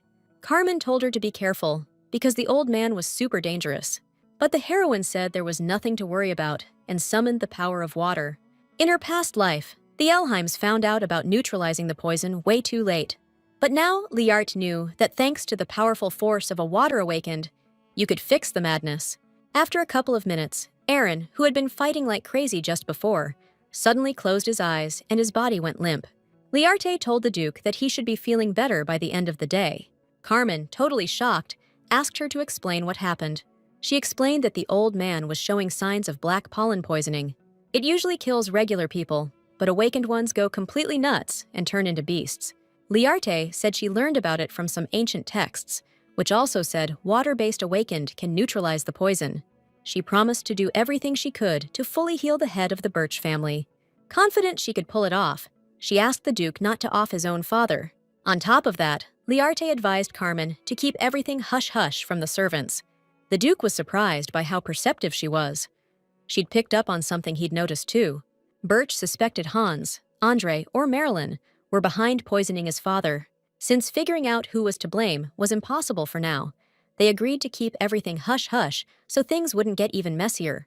And since Learte knew way more about this kind of poison, the Duke decided to put all his trust in her on this. But he couldn't be there with her all the time while she was treating him, so for her safety, he offered to assign her a guard she could trust. The heroine was a little flustered by the Duke's offer, but she didn't argue. The next day, at the agreed-upon time, Learte came to treat Iran again. Mikail was there to meet her, sent by his father as her personal guard. He promised to protect her, and she was happy with the Duke's decision. When they got to Aaron, Learte asked Mikail to step back a little. He got a little worried, but she smiled and assured him she'd be fine. Just before the visit, the heroine had a crazy idea pop into her head, and she decided to go for it, even though she wasn't sure it would work. Learte stepped up to the old guy, whipped a lollipop out of her pocket, and waved it right in his face.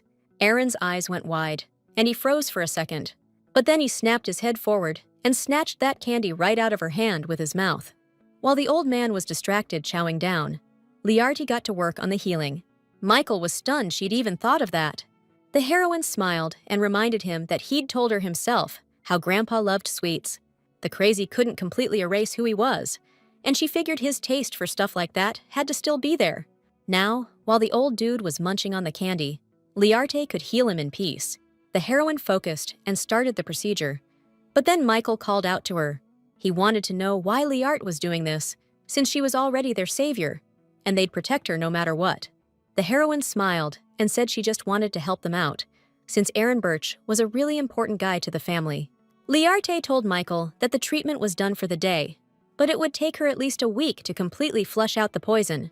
Until then, they had to figure out exactly who was behind poisoning Mr. Birch. The next day, strolling through the garden, the heroine was racking her brain about how Aaron could have been poisoned. She figured maybe they could find some clues in his room. Since Learte was thinking out loud, Mikail, who suddenly appeared, asked her where she was trying to get into. Young Birche was up in the Rose Tower when he spotted her, and he came down to her right away. The heroine asked him for permission to go into his grandfather's room to look for evidence of the poisoning. Mikail gently stroked Learte's face and told her there wasn't a place in the house she couldn't go.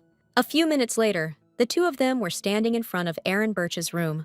Mikail opened the door and told her she could stay there as long as she needed. You could tell the room hadn't been used in ages, but it was still pretty clean. Learte wondered if anything about her had changed since her grandpa went off the deep end, but Mikail hadn't noticed anything. On the shelves, she found ancient books that were forbidden to read in Elheim. Among all the books, Learte found one she'd been dying to read and asked Mikail if she could borrow it. But she couldn't reach the top shelf, so he offered to help her out. Feeling how close Mikail was standing behind her, she spun around real quick. He grinned and asked Learte why she was making that face. Mikail noticed she was blushing and wanted to know if he was the reason. Suddenly, she stepped even closer to him and, pressing against his chest, gave him a hug. Even Mikail was flustered this time, so he asked her what brought this on all of a sudden. Red as a beet, Learte confessed that she wanted to do it because she really liked him. Looking at his surprised face, she asked if that was weird. Mikail smiled and, suggesting they do something else, touched her face and leaned in to kiss her. Just then, Andre walked in, cleared his throat, and apologized for interrupting. Awkwardly smiling, Mikail was ready to strangle the servant for that. Learte asked why Andre, not Marilyn, was in Aaron's room, and Birch explained that all three servants took turns tidying up there. On the nightstand, she suddenly noticed a vase of candies that Mikail said his grandfather loved. No matter how hard the Duke tried to stop his father from eating sweets for health reasons, he still ate a few every day. Learte opened the lid, pulled out a candy, and suddenly a realization hit her. Aaron was always munching on those sweets, and nobody ever suspected they were laced with black pollen. The heroine told Mikail she needed to see the ex-Duke. As they approached the door, Learte confidently announced she'd go the rest of the way alone.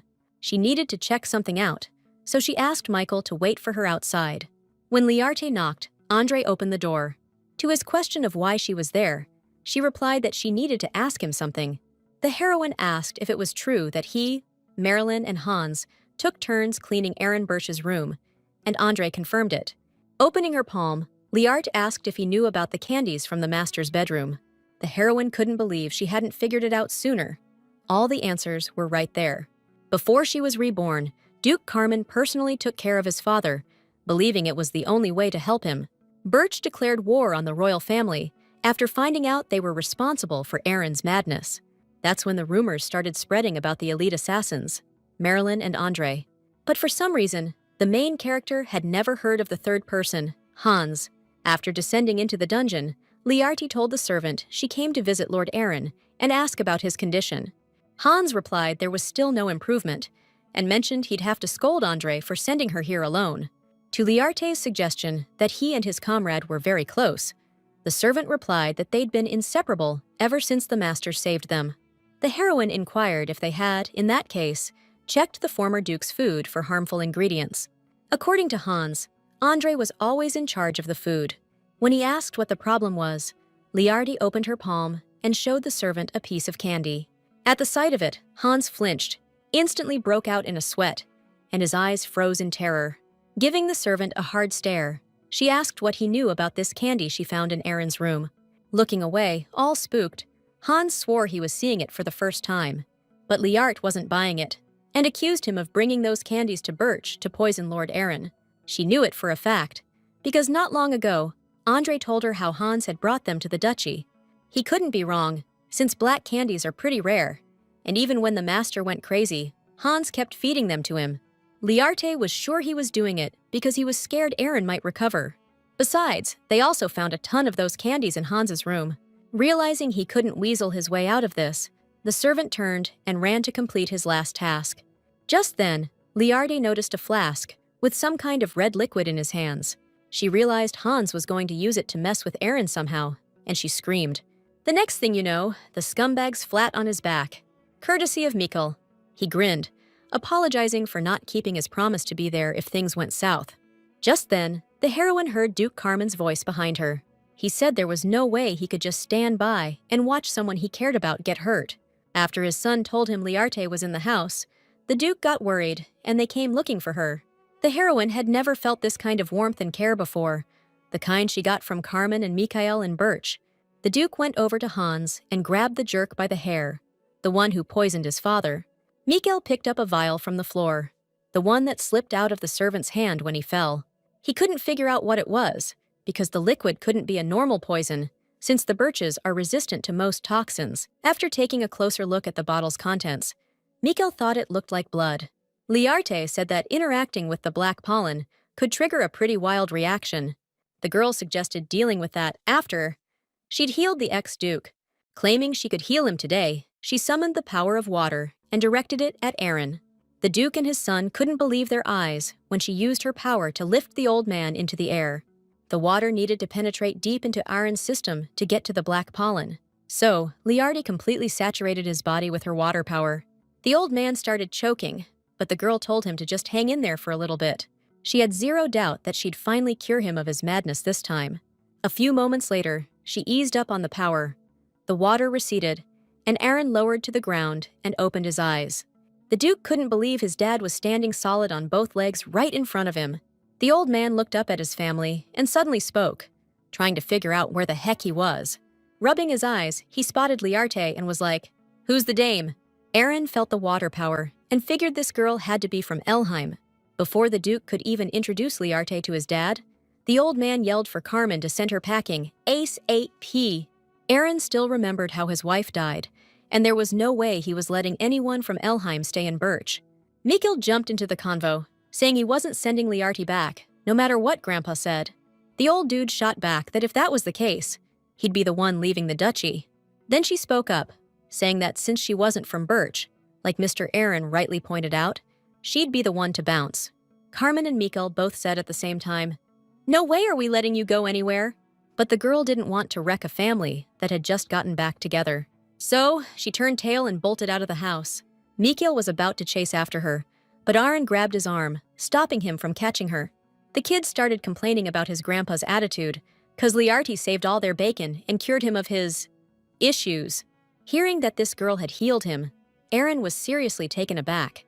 He strained his memory, and bam, he remembered everything, crystal clear. After leaving the house, she was thinking that the head of Birch's animosity was pretty understandable. The Elheims and Bircha have always been at each other's throats, especially back in Aaron's day, and there's nothing you can do about it. Rain started coming down, and Learte tilted her face up to the drops, thinking she probably didn't belong anywhere. But then Mikail's voice came from behind her, asking her to stop. She said she didn't want to cause any trouble, but he grabbed her by the wrist. Mikail pulled her close, held her tight, and begged her not to leave. He reminded her that he'd sworn to protect his savior until his dying breath. Without her, nothing else mattered to Mikail. Nothing had any meaning. No matter what Grandpa said, Learte had every right to stay in Birch. Mikail was about to say something else, but just then, Carmen and Aaron walked up.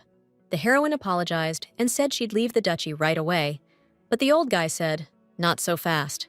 Aaron, looking guilty, lowered his head and admitted that he was the one who should be apologizing. He jumped to conclusions without even knowing who saved him, and now he was begging her to forget everything he said. Aaron suddenly remembered that Learte had used all her power to save him. On top of that, he thanked the girl not only for healing him, but also for saving his grandson. As repayment for the favor done for his family, he declared that Learte could continue to stay in Birch. From now on, she could stay in the duchy for the rest of her life, if that's what she wanted. And although she was incredibly happy, she suddenly felt a great weakness in her body. Before Learte could even think that she must be really tired, she lost consciousness in that very moment. The girl was put to bed.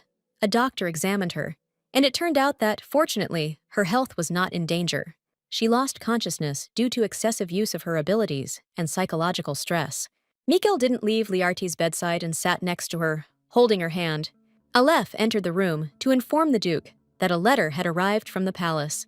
Looks like they somehow found out that the old man has come too. Now that the royal family knew the attempt had failed, Aaron could guess how they would act. And to top it off, it's been raining nonstop since yesterday, not just in Birch, but it looks like across the whole damn empire. Could be tied to Learte's powers, you know? Just then, the heroine's eyes fluttered open, and the first thing she saw was Mikail's worried mug. Since Learte couldn't remember what happened, he filled her in on how she'd passed out. She needed to get some serious rest now. Seeing as she'd burned herself out, the heroine thanked them all for looking out for her. Mikail said they were all freaking out when she suddenly went down. Learte turned her head, trying to figure out who he meant by all. Besides Mikail and Carmen, Aaron Birch was also standing in the room. Grinning, the Duke announced that, as head of the house, he could totally ship the old guy off if he was being a pain in the butt. Mikail backed his dad up, saying they should just move Grandpa out and let Learte stay with them. The heroine asked them not to say things like that. But then Aaron himself jumped into the conversation, saying he could just not visit Learte so he wouldn't bother her, since she needed to rest. The girl smiled and pointed out that Mr. Birch himself had just recovered, and then asked how he was feeling. The old man was so touched by her words that he even teared up. Meanwhile, back at the palace, Empress Terencia was on her way to talk to her son. The servants froze in terror when she showed up, not daring to even breathe. The prince was seriously surprised by his mother's unexpected visit. Turns out, the Empress came to discuss some important news, 'cause she heard a rumor that Aaron Birch was back from the brink and just strolling around his estate. She was ticked at her son for not finishing the job, and that the old guy survived. Lucas defended himself, saying it wasn't his fault, because his plan was perfect, if it hadn't been for that meddling girl from Elheim. Terencia glared at her son, hoping this wasn't the end of it. The Crown Prince assured her he had another way, and this time they'd definitely crush the Birch family for good.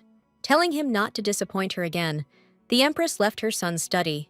But the Crown Prince was certain he'd nail it this time, and not even Lady Elheim could stop him. He summoned the Earl and asked if there was any news on the assignment he'd given Hans. Fades reported that even though the hit failed, a letter arrived confirming the job was done.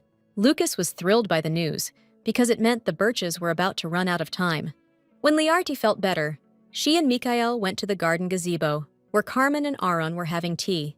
The heroine felt like the former Duke was still awkward about what had happened between them before. To ease the tension, she asked about his health, and the old man admitted he hadn't felt this good in ages. Carmen pointed out that it was all thanks to her, Lily. Since Learte didn't understand what Lily meant, the Duke explained it was a word from the little kingdom where his mother lived. It means everything beautiful, noble, and dear to the heart.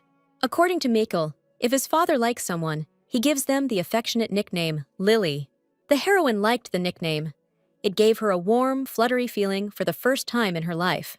In that very moment, she thought that this was probably happiness.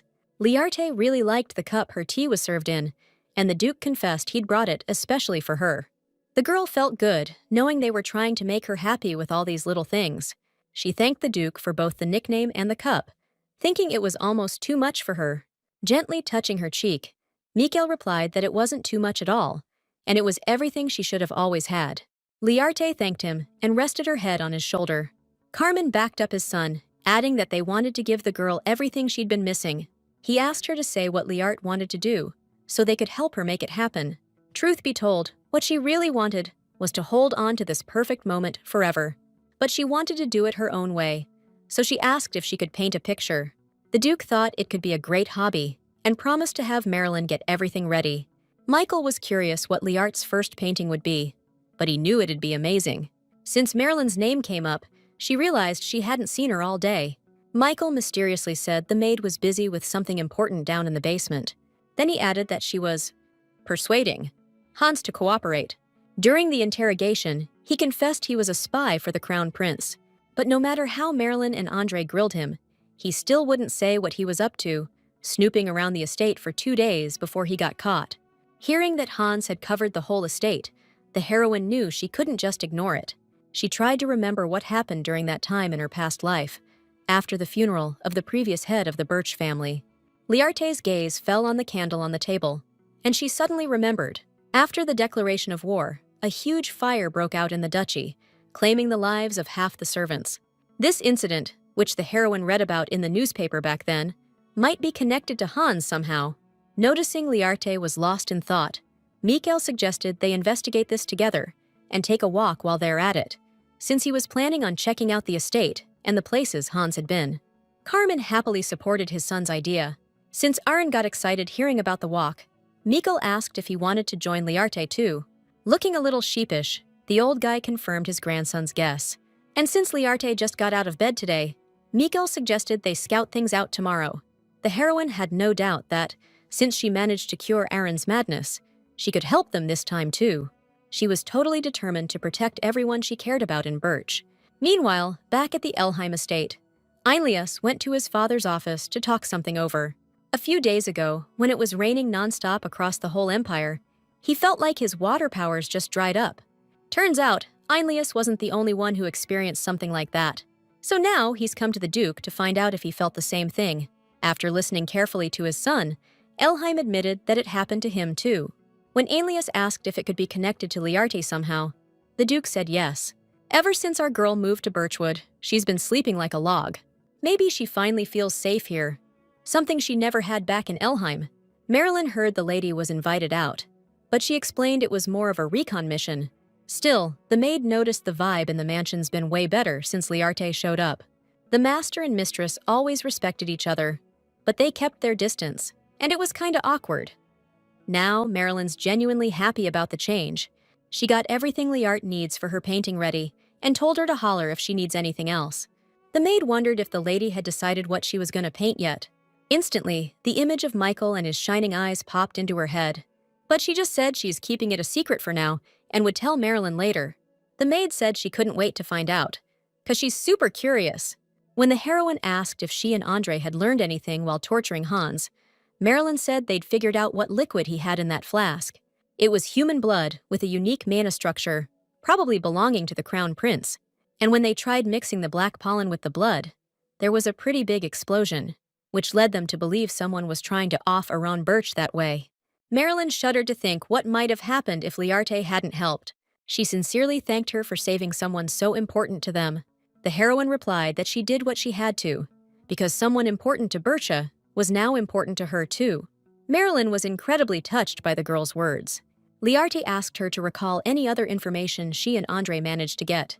According to the maid, Hans had been repeating the phrase, "tonight at midnight," all morning for some reason.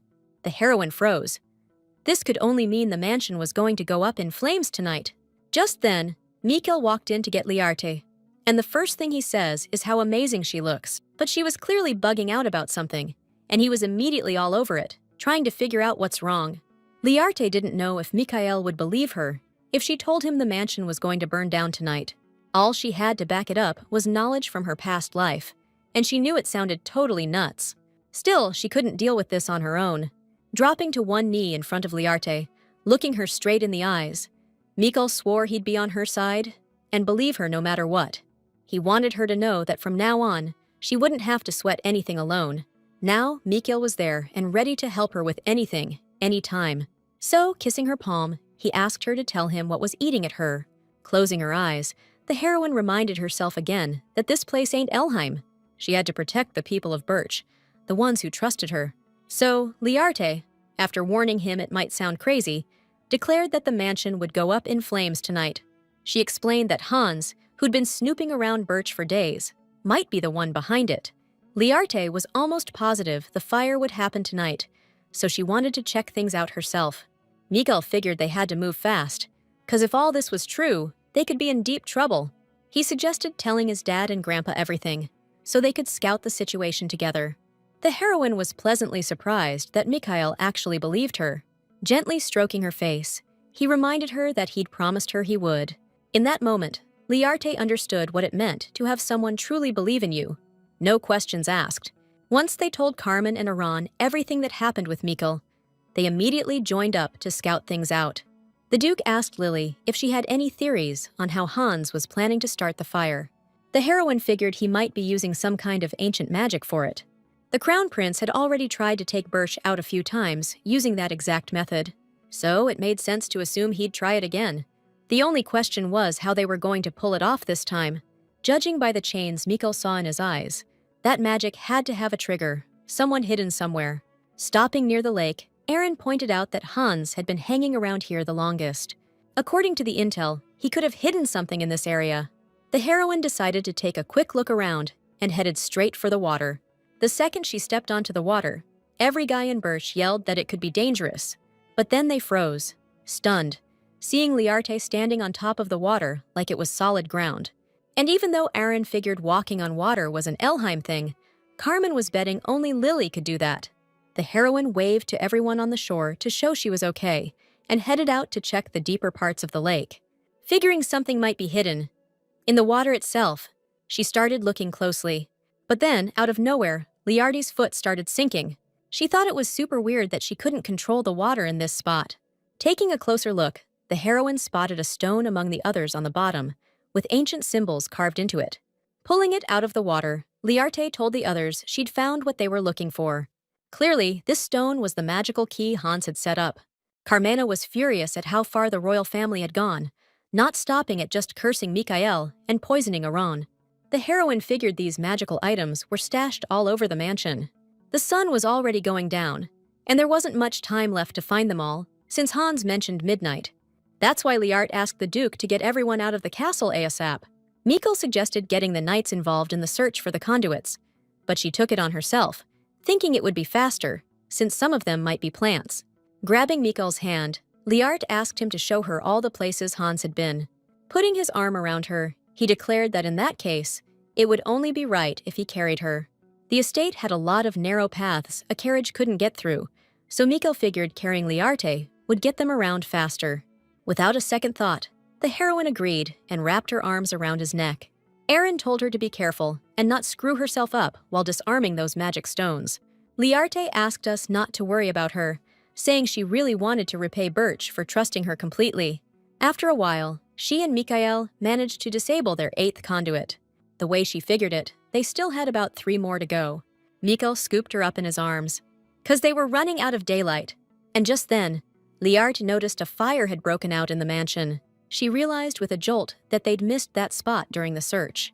Mikail tried to calm her down, saying her father probably got everyone out already. He was sure nobody was hurt, and they could put out the little fire quick.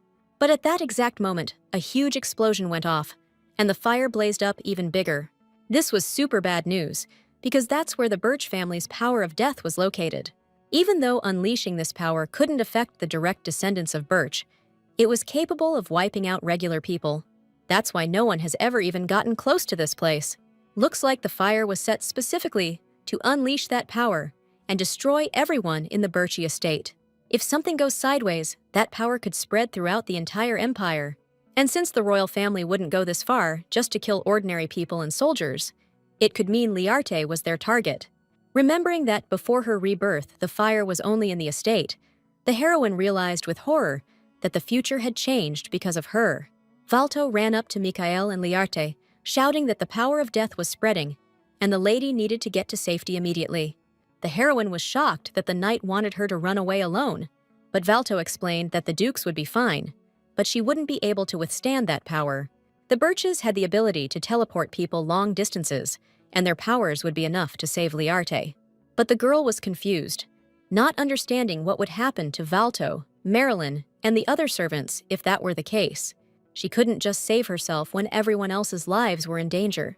Valto told her not to worry, and tried to assure her that everyone else would be evacuated too.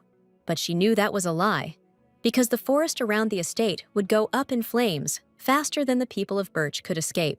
Learte firmly stated that she wouldn't run away alone no matter what, and she would put out the fire. Valto tried to stop her, saying that all the water in all of Birch wouldn't be enough to stop a blaze like that. Despite Mikail's concerns that Learte might get hurt, she declared that she couldn't let people die.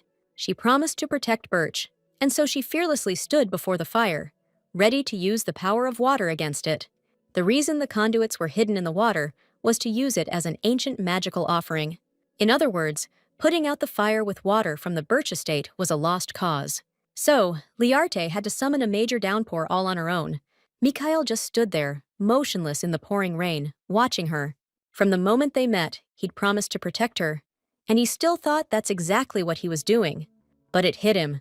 Since day one, the one being rescued wasn't Learte. It was him. Aeneas entered Learte's room to talk to Leonricius. Ever since his sister left Elheim, he'd spent every day in her bedroom. Aeneas still couldn't believe they'd let the true heir slip through their fingers and were stuck with a fake. The family needed Learte, so he suggested his brother send another letter to Bircha, hoping for a response this time. Aeneas barely finished speaking when a massive rainstorm suddenly broke outside. That same feeling of fading power washed over him again, just like during the last downpour. While Aeneas was freaking out about the possibility of losing his power, Leonricius just kept sitting there on the bed, totally still. All he said was that Elheim would probably be completely drained of power pretty soon. Compared to her past life, a lot has changed in the heroine's destiny this time around. Now the people in Birch are safe, and she was happy she could protect the place. The weird thing was, after summoning such a huge rain, Learte didn't feel weak at all. Actually, it was the opposite. Like her water power had gotten even stronger. Like she'd gotten back something she'd lost a long time ago. Learte realized that she'd probably absorbed the abilities of all the Elheims.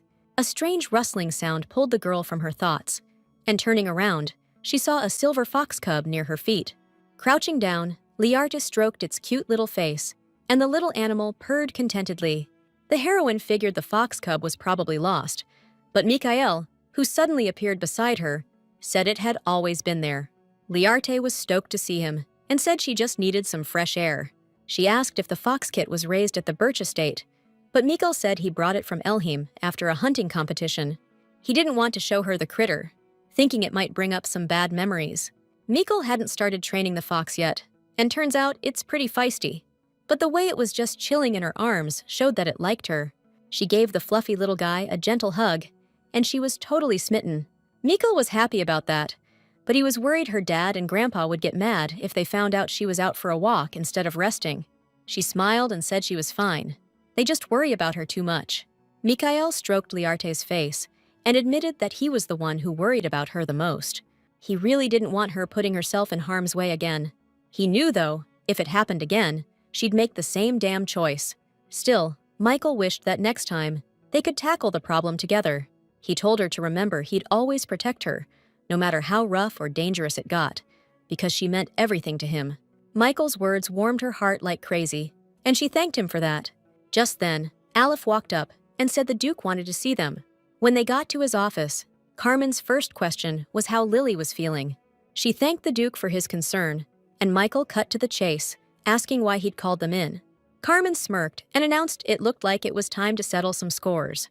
Birch had plenty of spies in the royal palace, so it wouldn't be a problem to pull this off. Carmen wanted Lily's take on it all, and that's why he'd called them in. Even though Mikail thought it was pretty harsh to leave the decision up to Learte, the Duke figured that as a member of the Birch family, she needed to get used to this kind of thing. The heroine knew the Duke wouldn't just let things slide after the royal palace's disgusting behavior. She said she respected his decision, but asked him not to hurt any innocent people in the process. Carmen agreed to her request, and then she decided to tell them something else.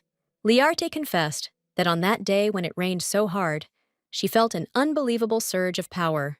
The Birches were shocked to hear that she might have taken all the Elheim family's power that day. After processing what she said, they were stoked, anticipating the royal family's reaction to the news that the Elheims had lost their power. Learte wondered what would happen if the ruling family found out about it. Carmen replied that they wouldn't just sit back, because without the Awakened, their power would be in serious trouble. The royal family had relied on the Elheims for a long time, and they happily took advantage of it. So if they lose their power, they'll finally get what's coming to them. Birch's attacks on Birch were always about holding back their growing power. But without the Elheims, it'll be tough. Carmen could imagine what would happen then, sure, but Birch wouldn't be around to see it. All they could do was watch from the sidelines as their enemies slowly fell apart. Meanwhile, the prince, lying in bed, gleefully pictured the Birch estate buried in a mountain of ash. Lucas was riding high, finally fulfilling his family's ambition, something they'd been chasing for generations. Suddenly, Count Fettes rushed into the room, looking like he'd seen a ghost. The prince felt a little rough from using ancient magic, but he was sure turning Birch to ash was worth it. And then Fedes told him that Birch had managed to put out the fire pretty damn fast. Lucas couldn't believe what he was hearing. There's no way a fire like that could just be put out. The Count knew the magic fire was seriously powerful, but the problem was, it started pouring rain. The prince gripped the sheets, a dark look on his face, realizing that girl from Elheim was behind this again.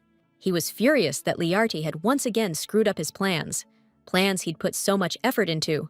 Right then and there, Lucas made up his mind to get that girl, even if it meant giving her the title of princess. Getting out of bed, he ordered Fedes to find out everything about the Duke of Elheim's daughter. What she likes, what she hates. The crown prince barely finished his sentence when a massive explosion went off, and he and the Count were blasted with a flash of light. Turning to the window, Lucas saw that everything around them was engulfed in flames. A maid rushed into the room and told the crown prince he needed to see His Majesty immediately. The king had already received word that a fire, unlike any they'd seen before, had broken out in Lucas's palace. They couldn't put it out with the palace water, and there was a high risk the fire would spread across the entire palace grounds. Lucas tried to say something, to explain, but his father cut him off. The king wanted to know if he'd done anything to set Birch off like that. After all, His Majesty had warned his son countless times not to upset that family. Lucas gritted his teeth, furious, not understanding how things had gone so wrong. Birch was supposed to be the one in the hot seat right now. If they were out of the picture, the biggest threat to the royal family would be gone. But for some reason, father always forbade touching Birch. The king announced he'd sent a request for help to the Elheim Duchy, and they should be arriving soon. So, he ordered Lucas to be polite to them, making it clear he wasn't going to forgive any more screw-ups. The prince figured if the Elheims put out the fire, they could smooth things over, and maybe he could finally bring Learte to the palace. Just then, a knight announced the arrival of the ducal family. Hearing this, the king ordered them to ask the Elheims to put out the fire as quickly as possible. But the knight suddenly reported a problem. The Elheims weren't planning on doing anything. On his way to the palace, the duke was thinking about how their family had lost its water power. The lower-class awakened Elheims had reverted back to being ordinary people. The direct heirs had a little power left, but it still wasn't nearly enough. And if they used their power even once, they'd become unawakened themselves, the very thing they despised. The duke was completely lost and didn't know what they should do when the king ordered them to put out the fire. The carriage arrived at the palace, and Einlius reminded his lost-in-thought father that it was time to get out. But the duke suddenly declared that there was no way they were leaving the carriage. He announced that the Elheims had arrived at the palace, but they refused to interfere in the matters between the royal family and the Birches. Viamina panicked at the thought of disobeying the royal family, but her father stated that they could lose their power completely while putting out the fire, so they shouldn't get involved in this mess. When the duke asked where Tandrion was, Einlius replied that no one had seen him since the fire started. The elder Elheim was furious, not understanding what that useless idiot could be doing at a time like this. Suddenly, representatives of His Majesty's Knight Order knocked on the carriage door. The duke opened the door and found that the king himself had come to speak with them. His Majesty had heard that the Elheims were refusing to put out the fire, and he understood their position of not wanting to interfere in the conflict with Birche. However, he suspected that they not only didn't want to, but also couldn't do it. Therefore, the king ordered the Elheims to immediately demonstrate their power to him. The duke broke out in a sweat, and he didn't even have the strength to object to anything. His Majesty, who had immediately suspected something was up after their initial refusal, repeated his order again. Obediently exiting the carriage, the Elheims asked how exactly they could demonstrate their powers. There was a small greenhouse burning nearby, not connected to the crown prince's palace, and the king ordered it to be put out. The duke assigned the task to Viamin, who was shaking with fear. Not daring to refuse, the youngest son summoned his power, but he only managed to form a small energy ball. Viamin couldn't hold it, and, his whole body trembling, he lowered his hands in defeat. Leanne Ricious looked at his brother, who had just, right before their eyes, completely lost his power and become unawakened. To the duke's question of whether this was enough as proof, the king dryly replied that he had seen enough. However, he reminded them that the others still hadn't demonstrated their abilities. Now it was the duke's turn, and hearing this, he froze in terror. The king allowed him to skip putting out the fire and promised to clear Elheim of suspicion if he showed his magic.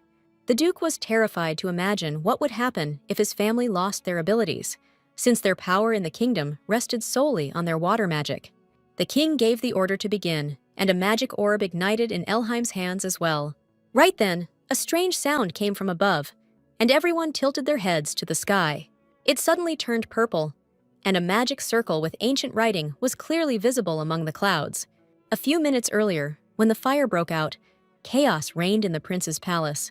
And while everyone ran around, fruitlessly trying to put out the fire, only one cloaked figure remained calm. Unnoticed by everyone, he descended into the dungeon, remembering the way as he went. Passing by the now familiar gargoyles, he realized he had found the place where the prince was hiding a creature resembling the Spirit Queen. Finally, Tandrion found what he was looking for, seeing her under the dome of the chamber. Elheim felt like something was different this time, and then he noticed the Spirit Queen's eyes were open. After confirming the creature was awake, Tandrion asked what exactly she was. The creature grinned and announced that she was the past. So Tandrion figured that meant she could turn back time, right? He knew tailing the crown prince hadn't been a waste of time when the queen confirmed it, adding it would take a lot out of her. The creature caught a whiff of water from the unexpected guest and realized he was a water awakened. On top of that, the Spirit Queen picked up on a scent of something fake coming from Tandrion, and he knew she was talking about Leonricius. And even though she was giving off some seriously creepy vibes, he wasn't about to say anything about his brother until she explained why she needed him. The creature declared that she needed to find her other half to become a complete Spirit King, and then she could rewind time as much as she damn well pleased. Tandrion smirked, because this was the perfect chance to get Learte back to when she belonged to the Elheim. He promised to bring the fake, but in exchange, he wanted proof that she really was a spirit connected to the past. Elheim said he'd believe her if she turned back time to when the palace caught fire. And even though it had knocked the spirit out for months, it was a small price to pay to expose the fake. So, after thinking for a bit, she agreed and took the deal.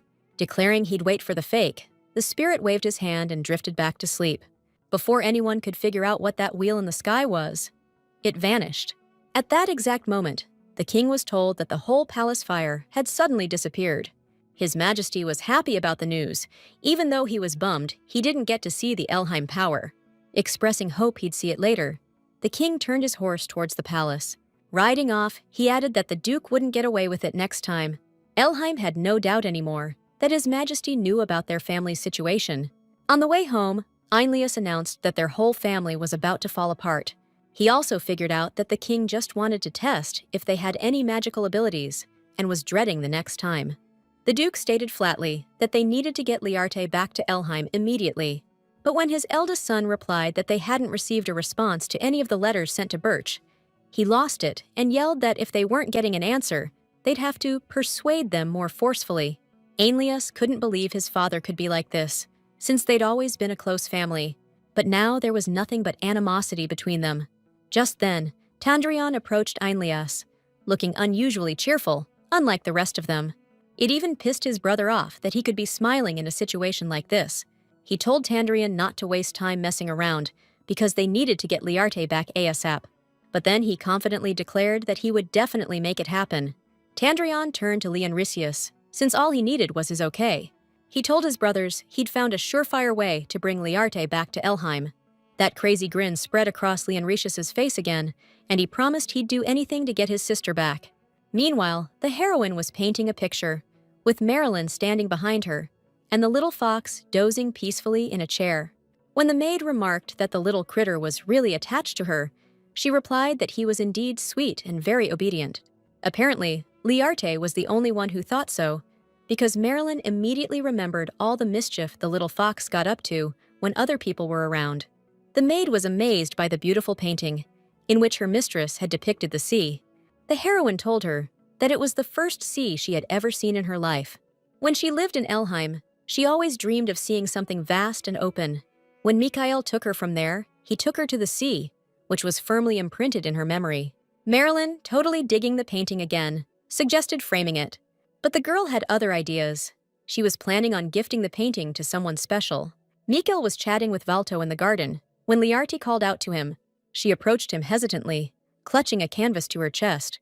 Looking down shyly, she held out the painting to Mikail. She said it was her first ever painting, and she decided to paint the sea they'd admired together. Mikail was over the moon to receive such a treasure, saying it was the best gift he'd ever gotten. Valto took a look at the painting too, and he and his master agreed the girl definitely had talent. They both figured that kind of talent shouldn't go to waste, and Learte should enter the competition. There was a painting contest going on in the kingdom where nobles could enter anonymously. It was a free-for-all to show off your skills, and Mikail was betting Learte's piece would take the crown. The heroine had heard about this contest before her rebirth. The kingdom had 3 dukes and 1 archduke. Elus, who was tight with Empress Terencia. Duke Elheim was water-awakened. Birch was death-awakened. And Duke Haran was shrouded in mystery. The heroine heard he hid his face behind a mask and was the contest's big-shot judge, going by the name Jen Walker. By entering the competition, Learte would get a chance to meet him, which could be a real boon for the Birch family. So, she told Mikail she'd enter, and he promised to put in a good word with his dad. He thanked Learte again for the gift, saying he never expected to get anything from her first. The heroine didn't catch his drift, but Mikail dodged the question and asked what she wanted in return. Since she hadn't even thought about it, he decided to pick something out himself, but he was keeping it under wraps for now. Learte didn't get what he was saying, but she promised to trust him and wait it out. All of a sudden, a booming sound echoed from the sky, and everyone looked up. Valto didn't know what was going on, but the heroine thought she saw the sky turn black for a split second. Mikail felt it too, like some intense energy had suddenly gathered up above. For some reason, Learte was hit with a really bad feeling. Mikail pulled her close and told her not to worry, that nothing had happened. Still, he kept staring at the sky, thinking about how Birch's spies were supposed to be torching the Crown Prince's palace right now, and this could be connected somehow. Despite the heroine's bad vibes, the next few days were peaceful and quiet. After deciding to enter the competition, she kept practicing her painting. She gradually got used to spending time with the Birch family, who were always asking what she wanted. She smiled so much these past few days. Back in Elheim, she couldn't even dream of something like this. But now, the rage she used to feel when she thought about Elheim? It's just gone. Honestly, she doesn't even care what's been happening to them all this time. Learte was back at her easel when Marilyn came in and asked if she'd like to take a stroll in the garden. The weather was perfect, so she agreed right away. Marilyn smiled and remarked that on a special day for someone, even the sky seems to be smiling. Before Learte could figure out what the maid meant, she stopped and gestured for her mistress to go ahead. The heroine looked up and froze, completely stunned. Near the gazebo stood the servants and all the members of the Birch family, holding huge bouquets of flowers. Mikail smiled, stepped towards Learte, and wished her a happy birthday. The heroine had completely forgotten that it was actually her birthday. On top of that, though, it was also the anniversary of her mother's death, and the day they celebrated the birth of her twin brother, Leon Ritius. Every year on this day, she'd sit alone in a dark room, staring out the window. Learte wasn't sad. She just always thought of it as a normal thing. But now, the girl was standing in the birch garden, surrounded by blue roses. Since Learte's name means blue roses, they bought up every single one in the kingdom, hoping she'd like it. And the heroine really did appreciate the warmth in everyone's eyes as they looked at her. They threw her a birthday party, something no one had ever done before. Taking Learte's hand, Mikail confessed that meeting her was the luckiest thing that ever happened to him. He kissed the back of her hand and thanked her for being born. The heroine was touched, because for the first time in her life, her birth wasn't called a mistake. Her heart overflowed with warmth and joy at how Birch was thanking her for becoming a member of their family. Carmen and Aaron had long considered her their own, because without Learte, they wouldn't even be around anymore. Leaning over the girl, Mikail smiled and admitted he was really glad to be spending this day with her, and suggested they celebrate it here together every year. Hearing those words, Learte couldn't hold back her emotions anymore, and tears streamed from her eyes. Berta rushed to comfort her, not understanding why Lily was crying. Wiping away tears and smiling, the girl replied that she was okay, and she was just really happy. The heroine was sure she would never forget this day, and even if something really bad happened, she could keep living just because of these memories. But the celebration didn't end with just congratulations, and it was time for presents. Aaron gave Learte a ring with the family crest, so she could buy whatever she wanted just by dropping the ex-duke's name. Carmen gifted her the deed to some land, making her the outright owner. Marilyn personally crafted a necklace for her ladyship. Valto and Andre also chipped in with some smaller gifts in their own names. After the killer party, Mikail walked Learte back to her room. But just as she was about to say goodnight, he gave her this sly grin and said it wasn't over yet, because the most important thing was still coming. When Mikail opened the door, the heroine saw 17 gifts he'd set up for her in the bedroom. Even though Learte was already blown away by the sheer number of them, he pointed out that one was missing. Mikail suggested she open one of the gifts, and she picked up a red box. When Learte pulled out a teddy bear, he said it was a gift for her 4th birthday. Mikail got her gifts for every single one of her birthdays. Yeah, he was late, obviously, but he really wanted to celebrate each one with her. Learte jumped up and ran to Mikail, giving him a huge hug. Thinking about everything he did for her, tears started streaming down her face. She felt like he'd even saved the old her. It hit her. Mikail was the most important gift in her life. After that, Mikail told Learte that his dad suggested they throw her coming-of-age ceremony in Birch after the painting competition. The Dukes didn't care that it already happened. They just wanted everyone to know she was part of the family now. Learte loved the idea, and she happily agreed. Mikail said there'd be a ton of people at the event, including the Elheims, and he wanted to know how she felt about that. Learte just shrugged it off, said she didn't care. Those people meant nothing to her anymore. Aenlius got a letter from Birch and hauled ass straight to his dad's office. But the Duke was totally blindsided to hear Learte's coming-of-age ceremony was happening in Birch in a few months. They still didn't know if the Spirit Queen Tandrion talked to was awake, so they couldn't just bring the girl back yet. There was a real chance the Elheims would get totally humiliated in front of the other nobles, so the Duke was wondering if they should even bother going. But Leonritius, who overheard the whole thing, said there was nothing to think about. They absolutely had to go. He smirked like he knew something we didn't, saying Learte was family and they had to be at the ceremony.